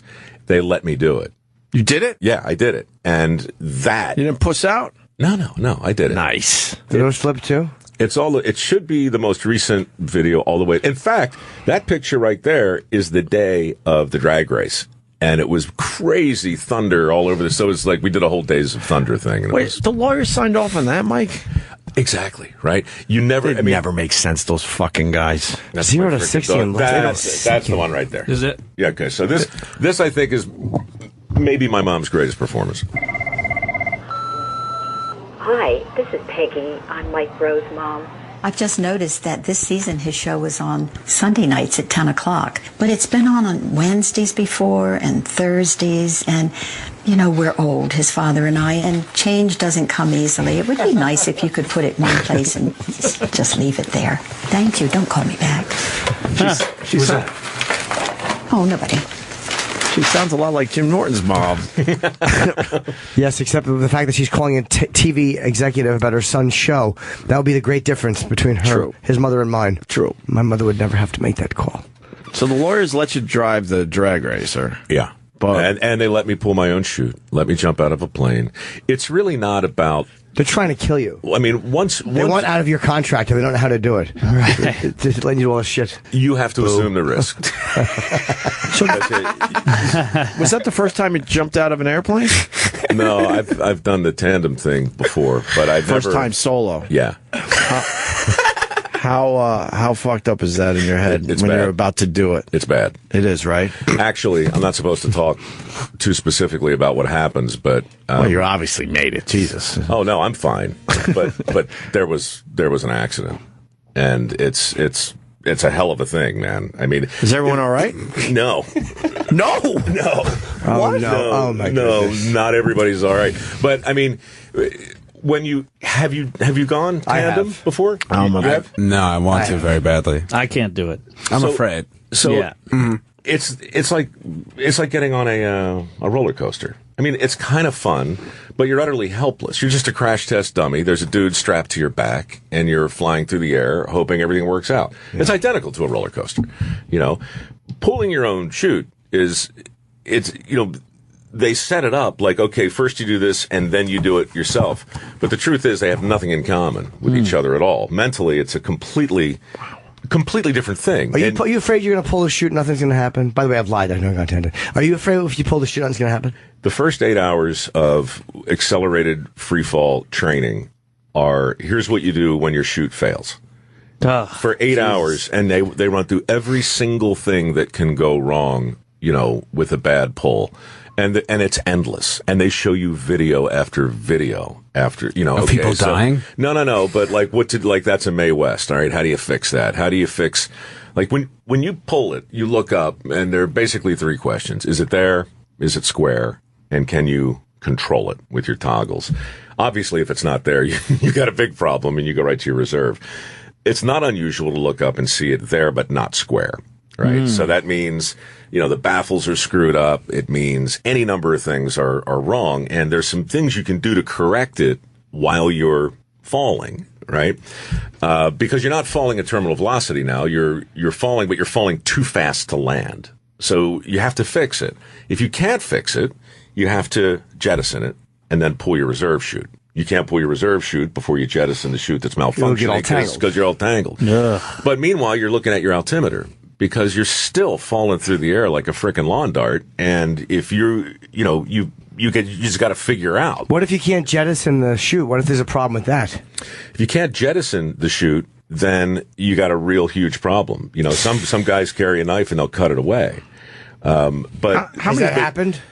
I'm sure. Yeah, sure. Where they lived through it? Everything has happened. How many seconds do you have to figure all this out? Hour 41 minutes. Oh, that's easy. Well, if you go, I went at 15,000, pulled at 55. And so I would have pulled at 14,920. Yeah. We pull. I'm good. 6-hour descent. I'm good. You're in the little bathroom. You pull it. I heard it hurts your dick a lot. It hurts everything. How many seconds, though, for real, before, all right, that's it? So once you pull, it's hard to say how many seconds because if it's not there and square, or if it's there but not square. Gotcha, you got a little more time. You're depending. falling. Right, but you can... you're just falling too fast. Gotcha. Right? So you pull at 55, decision time is like a 2,000 for real. And that could give you probably, I don't know, you could have 3 or 4 minutes. You got time. That's something. So you got lightly float down. Yeah. 2-3 minutes. That's great. 3 or 4 minutes to have a heart attack because you're freaking That's the so fuck fucking out. dope. I heard you in there, though. Something went wrong. So I do the tandem thing the day before, and I go through the training, and honestly, I'm seriously in my head about wanting to go back and pull it myself, partly because, the show is not really supposed to be about me, especially me going through life crossing shit off my bucket list. I don't want to do that show. And this is not on my bucket list, by the way. I don't have a bucket list. I think bucket lists are silly. I don't have one. And it was starting to feel like, okay, is Mike going to do it? Is Mike going to do it? Is Mike going to do it? And I also felt like I was breaking the rule of the universe. Years ago on that shark dive we talked about, when I got bit and dragged to the bottom of the ocean and shook like a freaking tug toy in that steel suit, I was like, something?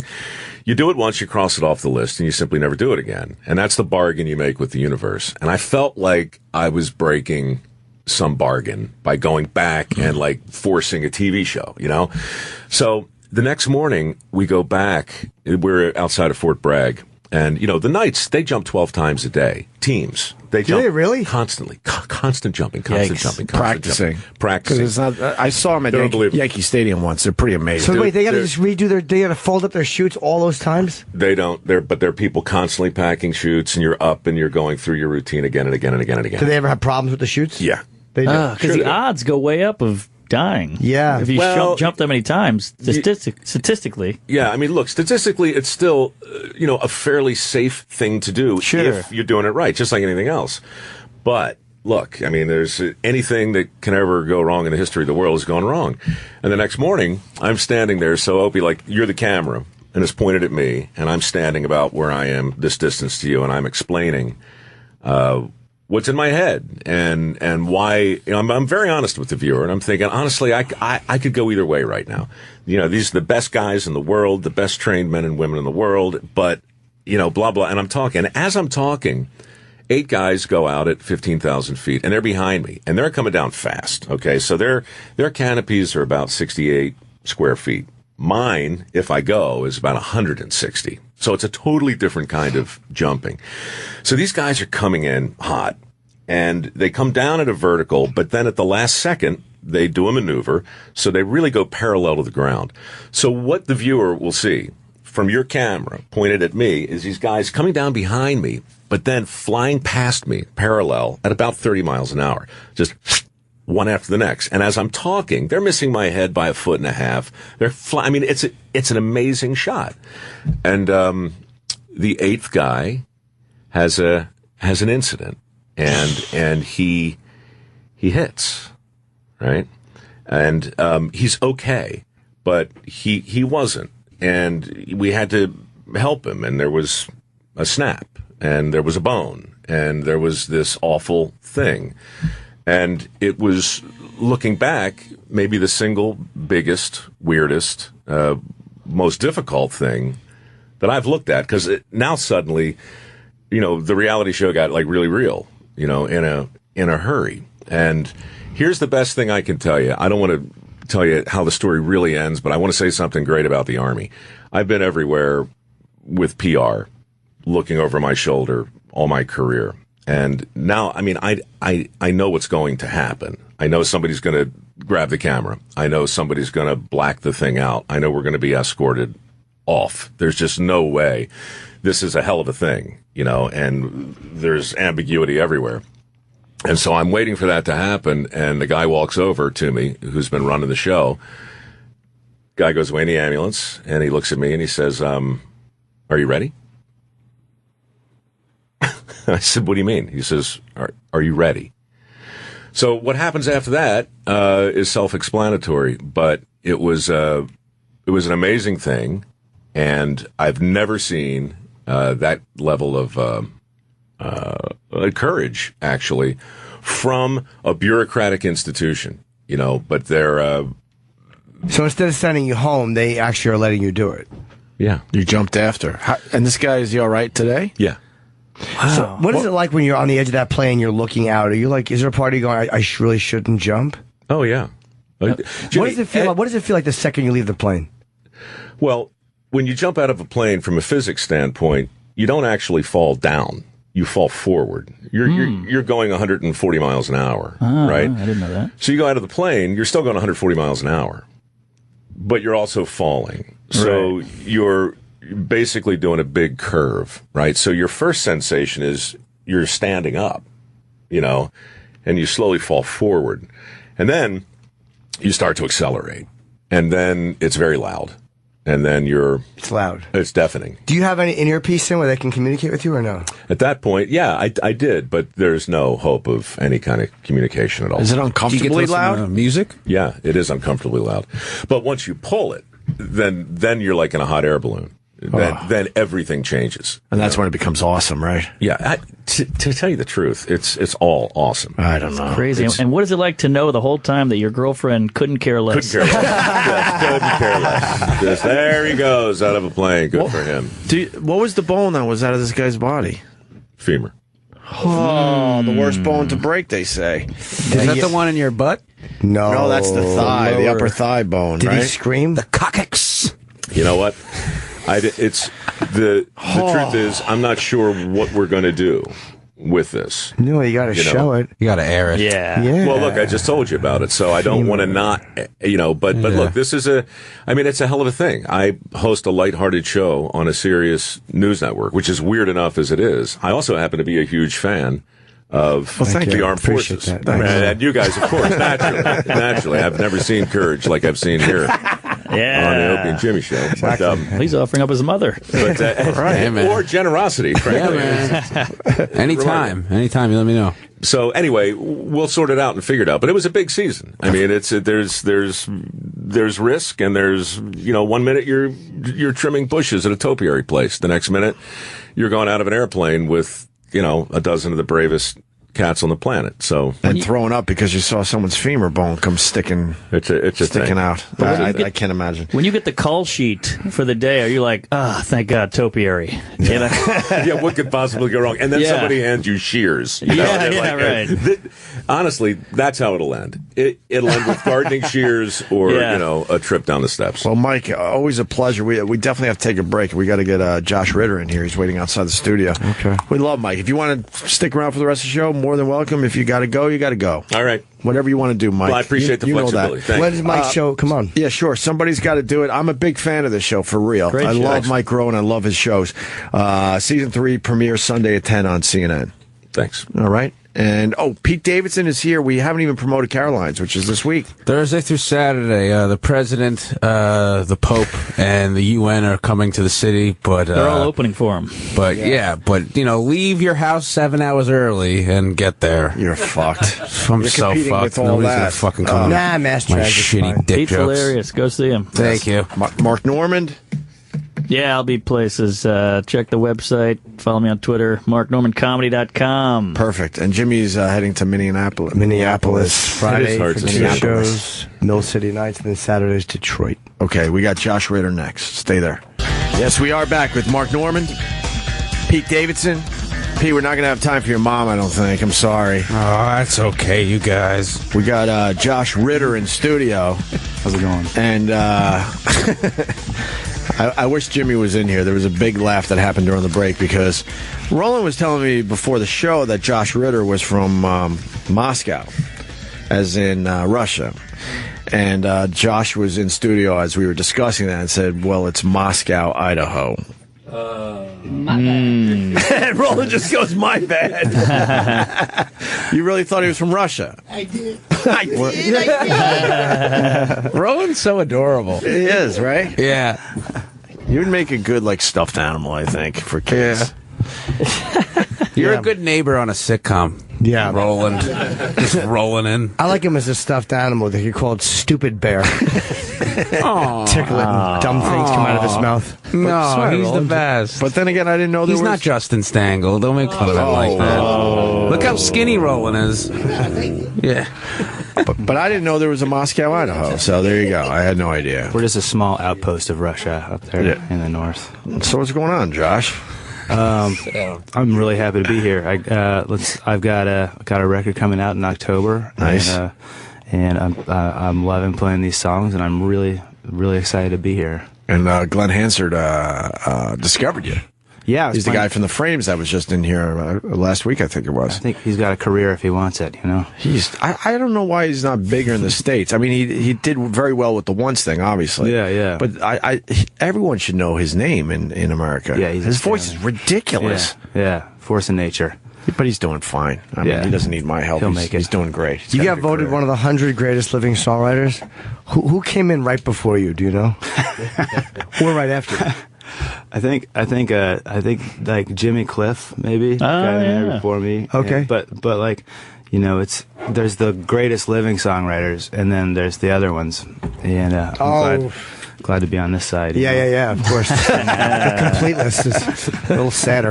How did Glenn discover you? I was living in Providence, and I was doing these temp work jobs. Like, I worked at a landfill for a while, and a baby clothes factory, and like a luggage factory.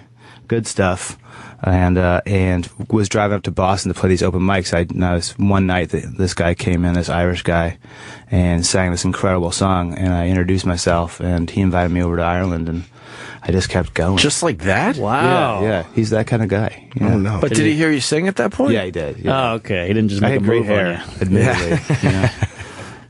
That's pretty cool. Yeah, it was amazing. Come to Ireland and bring the baby clothes. All right, that's all right. You were saying on Twitter you have a big announcement this morning. Are we getting the big announcement, or are you going to do it on your Twitter later? I think it's going to be on Twitter later because I'm not exactly sure the full details. But what's part of it? I'm gonna it's all the shows coming up in the new year, just as many as I possibly can, and it's great. I have a great thing. I gotta go all over the country and play. It's the best, you know. It's the best. I'm starting to learn where the good bars are, and you know, good place to hang out, you know. What was Moscow, Idaho, Ohio like, or is it Idaho? Idaho. It's awesome. It's out there in the middle of nowhere, and it's a little town with lots of wheat fields around and mountains around and lots of gravel roads. It was great. I realize more and more, like no matter where I go, there's that place that you can't help. Like Footloose, kind of like that vibe. It was exactly like that. Yeah. What do you do there though? Is there anything to do for fun? Like I threw rocks at rocks, you know, mostly for about 18 years. It was, and then I found guitar, you know. Yeah. So, do people have sex? Or are they like really like? Do they wait there, or do they fuck young because there's nothing else to do? I think we have a smattering of both. I definitely, you know, I waited, but it wasn't my choice. I tried. Oh yeah, you struck out. You gave it a good shot. And if you're gay, you get the hell out of there. Moscow, Idaho. Or Googling some pictures from Moscow, Idaho. There's a sitcom waiting for a family from Moscow that moves to Moscow, Idaho. It's just like, it's not the same. Yeah. Yes. We thought it would be different. Everything in Russia is in the... People make fun of our clothes here. We're not allowed to dance. Yeah. Do you have a Starbucks in that town? That looks like a tiny little town. You do have one. We just got one. There's a ticker tape parade. Yeah, I would imagine. How big's the high school? I think it was probably about 300, 400. Well, that's not bad. Yeah. No, that's not as small as I would have thought. No, that's all right. Tractor Chicken? What? You guys play Tractor Chicken? Never. Oh, no. You know, I never was involved. I remember going up in the woods and blowing up a car once. Oh, yeah, Larson. You could do that there. It's tractor chicken. That's I'm thinking awesome. Footloose. On a tractor. Oh, that. Coming at you. Jesus. Yeah. Kenny Loggins. Of course, sorry. For it. Yeah. Kevin Bacon really inspired me in that movie. Just to dance. Yeah. Yeah. In that abandoned warehouse. Just to not invest your money. That's what he inspired me to do. Every time I see Kevin Bacon, I'm like, in the mattress! Yeah. Put it all in the mattress! I was playing the show once, and it wasn't my show, but Kevin Bacon was backstage. I had this bad cold, and I had a bottle of Robitussin there, and he walked by. He was like, "Bro, are you tussing?" And I was. And did he say that? Yeah, Kevin Bacon said that? That was my favorite thing that ever happened to me with Kevin Bacon. Yeah. Bro, are you tussin'? Bro, are you tussing? I need some. I'm broke. Can I have some of your tussin? Exactly. I'm just thirsty. Yeah. Bernie Madoff stole my cough medicine. Well, Josh has the guitar. I say we get a song or two in, totally. right? You ready to sing this early in the morning, Josh? No. Yeah. Fucking Jim. All right.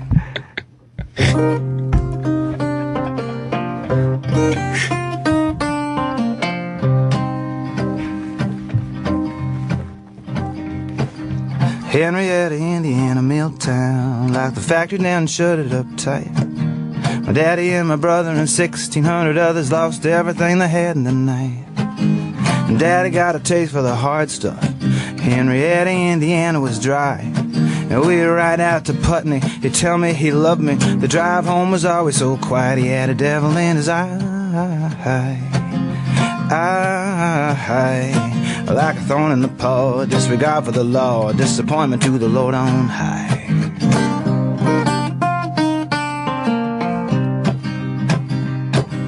My brother practiced preaching in the basement, perspiration on his face till I knew that something was missing. His spirit was willing, he could not believe it was true. Blessed be the poor, he said, your treasure is on high. All of Henrietta, Indiana heard me hallelujah when I finally saw the devil in his eye. Saw the devil in his eye. Like a thorn in the paw, disregard for the law, disappointment to the Lord on high. And I was coming home late from a midnight to 8. The radio said they'd ID'd the plates, left 3 men dead, made their escape by now. Said the sheriff, they'll be in the next state. Will we be able to catch them? Could we bring the dogs in? Can they call up the bureau? Do they have next to kin? Cameras came to our door. I opened it wide. They thought I was crying. It was something in my eye.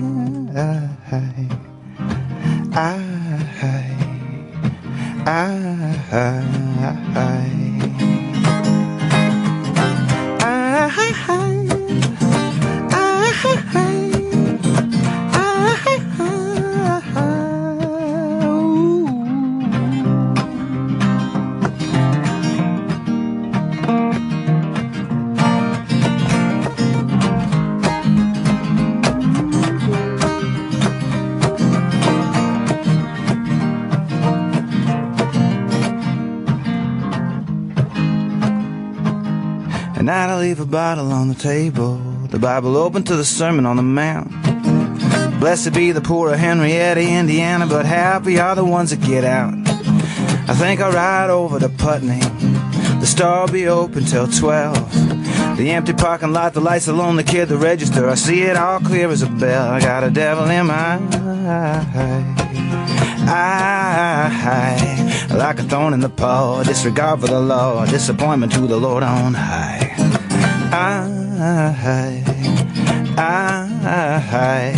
Like a thorn in the paw, disregard for the law, disappointment to the Lord on high.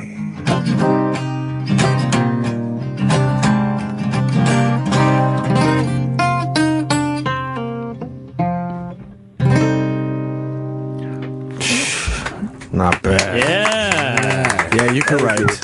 Yeah, he could write all right. Good, man. Pretty. That's very good. That's Josh Ritter. What's the name of that song? It's called Henrietta, Indiana. Is that going to be off the new one? Yeah, that's going to be. Which is Sermon on the Rocks. The new album's out October 16th. Yeah, that's right. And what, they could pre-order it, I think? Yeah, you can pre-order it. You can the songs are on Spotify if you want to listen to them.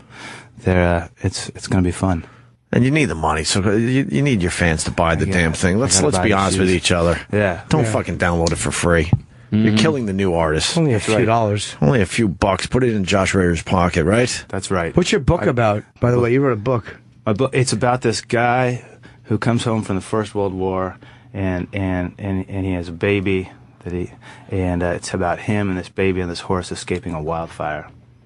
Stephen King liked it. Yeah, he did. That's cool. Wow. He had a lot of advice. What does he fucking know? He gets a bit wordy, that Stephen King. Fucking moron. Exactly. Stephen King just fucking telling people shit. Fucking, it's just like enough. Enough already. Fucking write something about another hotel and fuck off, right? Why do you hate Stephen King? Just kidding. Yeah, just wanted to fucking add something before the show ended. Boy. Yeah, just trying to be a little jokester over here.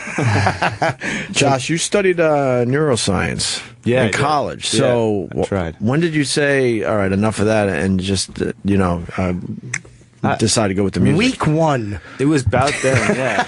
It was about having to register for classes. Yeah, no, But when did you decide this is what you wanted to do, and then... I thought I would do this thing where I would play music on the weekends, and I'd be like a world famous scientist during the week, you know. Oh, wow. Like just the coolest guy ever. Sounds like a show I'm writing. Like a Buckaroo Banzai type, you know. But I started to realize that I wasn't very good at any science. Either that, or I was like way too smart for it, and became a songwriter instead. I called my mom, and I told her. And it felt fantastic. Were they supportive? They were totally awesome. Oh, good. Yeah. Great. Did you take physics? Yeah, I took some physics. Yeah. Is it hard? It's terrible. Yeah, it seems fucking brutal. Give us one thing you remember from physics class. Oh, I remember. I remember. There's a thing called force. I'm not sure how you figure it out. Sure, I do. Every day I find that. Asking fat chicks on the bottom. All right. Tandem bombing. Or shoot the open. Not at all. The reserve fucking also fucking broke my femur. And you're a big fan of Johnny Cash? Sure. Yeah. We love Johnny Cash. Yeah. I go deep with Johnny Cash because of this man right here, Jim Norton. Yeah. You ever hear Ring of Fire? I heard he keeps his eyes wide open all the time, Jim. You look like Opie's good-looking son. Like if Opie was good-looking. Josh Ritter. I think I got a couple cousins that look like you for sure. Younger cousins. Much younger cousins. You been to Moscow? Moscow, Idaho. Do you do any Johnny Cash? Let's see. I could maybe remember something all the way. I could probably.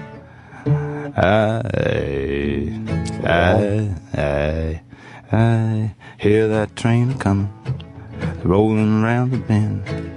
I ain't seen the good light since I don't know when I'm. I can do it. Yeah. Yeah, you want? Honestly, it's up to you. I was just pushing you in a direction. Say whatever you want. I could sing "Walk the Line" if you guys sure. want. Or the wall. You could do the wall if you want. You don't have to do Johnny Cash. It's really up to you what you want to play next. Yeah, if you want to play one of your own songs, I'll play Johnny Cash in the style of the Tennessee 3. I'll play a song.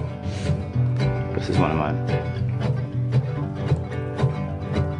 Mama got a look at you and got a little worried. Papa got a look at you and got a little worried. The pastor got a look, said you all better hurry. Send her off to a little Bible college in Missouri. And now you coming back saying you know a little bit about every little thing they ever hoped you'd never figure out. Eve ate the apple cause the apple was sweet. Kind of guy would ever keep a girl from getting what she needs tonight.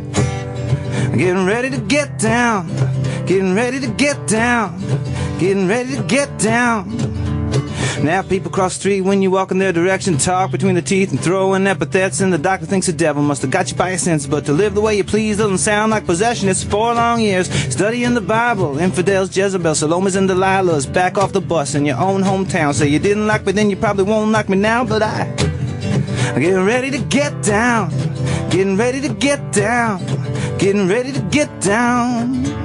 All the men of the country club, the ladies of the Zilla are talking about love like it's apple pie and liberty. To really be a saint, you gotta really be a virgin. Dry as a page of the King James Version. No la-las, hell yes. No, I can't wait, so gotta see you again. Just turn the other cheek, take no chances. Jesus hates your high school dances.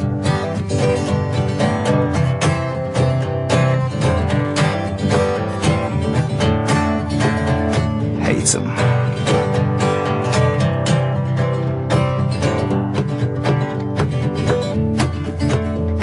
Said your soul needed saving, so they sent you off to Bible school. You learned a little more than they had heard was in the golden rule. Be good to everybody, be a strength to the weak, be a joy to the joyful, be the laughter and the grief, and give your love freely to whoever that you please. Don't let nobody tell you about who you ought to be. And when you get damned in the popular opinion, it's just another damn other damns you're not giving. Getting ready to get down, getting ready to get down, getting ready to get down. Mama got a look at you and got a little worried. Papa got a look at you and got a little worried. The pastor got a look, said y'all better hurry. Send her off to a little Bible college in Missouri. And now you come back saying you know a little bit about every little thing they ever hoped you never figure out. The Red Sea, the Dead Sea, the Sermon on the Mount. If you want to see a miracle, watch me get down tonight. Getting ready to get down, getting ready to get down, getting ready to get down. Getting ready to get down, getting ready to get down, getting ready to get down.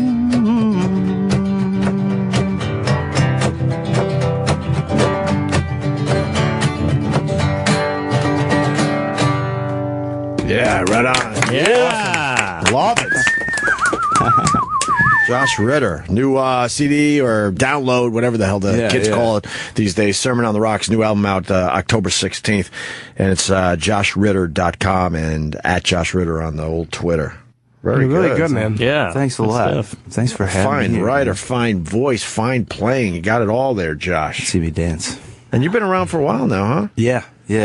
Since like 99. 99? Yeah. Damn, you've been going. Took me a while. Do you ever get embarrassed to sing?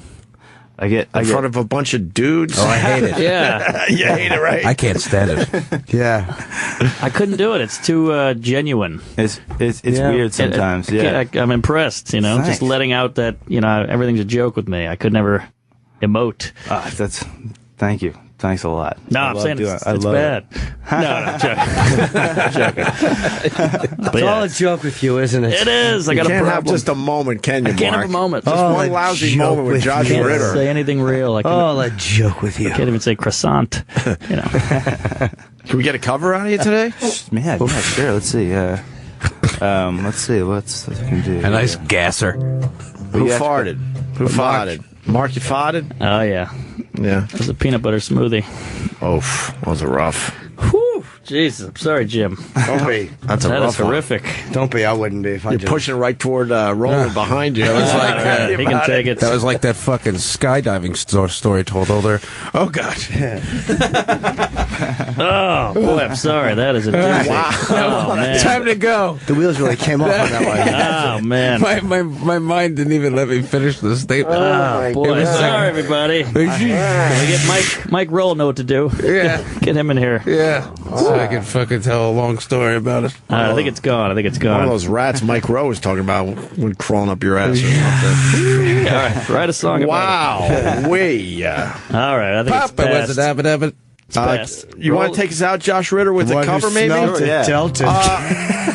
You're a fucking asshole. You want to get the plugs in, and then Josh Ritter will take us out with a cover? How's that sound? Sure. Do it a little different today. Mark Norman, always a pleasure. At Mark Norm on Twitter, and I think you want to promote the Dead Crow Comedy Club in Wilmington, North Carolina, right? Yeah, and on Arlington Draft House on the 2nd of October. Come on out. Mark is hilarious. All his dates are on marknormandcomedy.com. Pete Davidson, our pal, it might be his last appearance until SNL ends.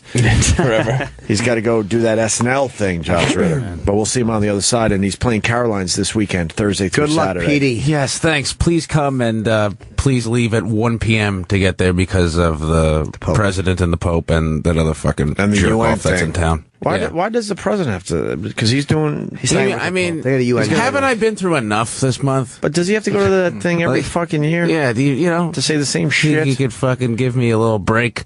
And then Mark, I gotta say this really fast. Mark was telling me during the break that Gaffigan's warming up for the Pope. Is that true? That's fucking sick. Yeah. That's fuck. He's what? I don't know if he's warming up, but the Pope is going to see him. Wait, the Pope's going to see Jim Gaffigan? Yeah, he's performing for the Pope. Wow. That's what I mean. Oh, so there's no warm up. He's actually performing for the Pope. Yes. Sorry. Gotcha. Wait, this is a goof, right? No. Gaffigan, look it up. Jim Gaffigan on being a practicing Catholic. I see that. All right. Why Jim Gaffigan's Christianity makes him funny and Pope worthy.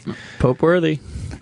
Is anyone else performing for the Pope or just Jim Gaffigan? I think Schumer. No, I'm kidding. Just Gaffigan, I think. As Where's a he doing comedian. it? I don't know. What? Can we get Jim Gaffigan on the show tomorrow to talk about this, or at least How about after? Yeah.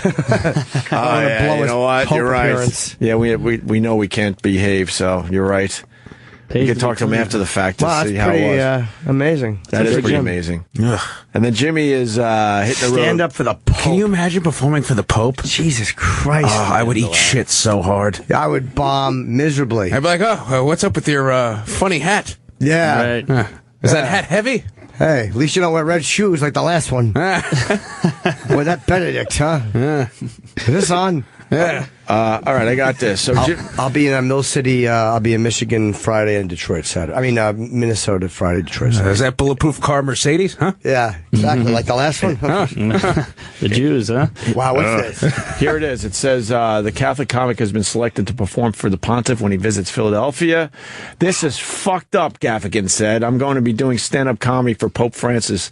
This is not a joke. This is insane, Jim said, yeah. He said this is insane. That's great for Gaffigan. Good for him. His show, by the way, is hilarious. Fucking hilarious. We haven't talked about it since he was in here. Awesome. The show is amazing if you haven't checked it out yet, the Jim Gaffigan show. Awesome. And he does a whole bit, the whole one about the Bible. Yep. Oh, yeah. Really good stuff. So there you have it. And Josh Ritter was terrific. He's going to take us out with a cover, whatever song you want to do. But let's remember, the new album comes out October 16th, Sermon on the Rocks, and you could get it now. And please, it's a great name. For real, you got to pay for this stuff. You got it. These guys are getting screwed over with the free downloading. Yeah, we love it if you pay for it. It would be nice if you did that, okay? We'll come to your house. There you go. Gaffigan's opener. God hates fags, huh? Here's Josh Ritter playing us out today.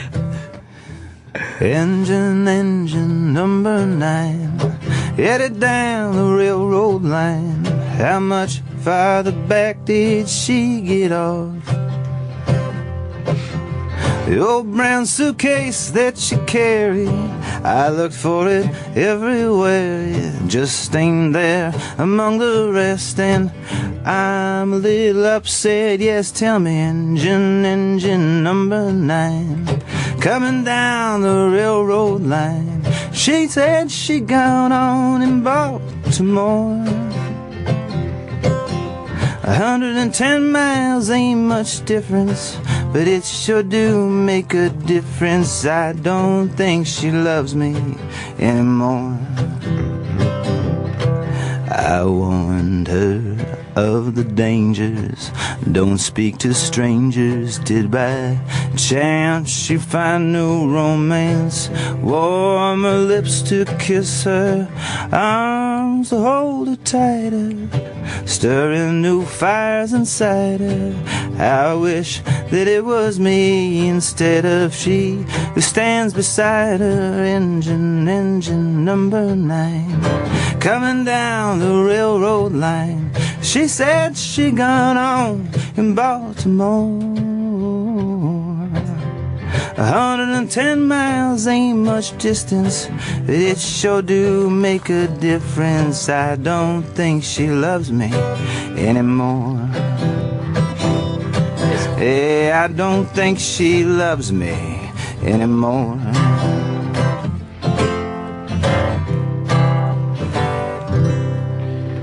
Roger Millicent. Yeah. Nice. Josh Ritter, everyone. We'll see you guys tomorrow. Thank you, Josh. Thank you very much, everybody. Today's show will be available later today on SiriusXM On Demand. SiriusXM On Demand.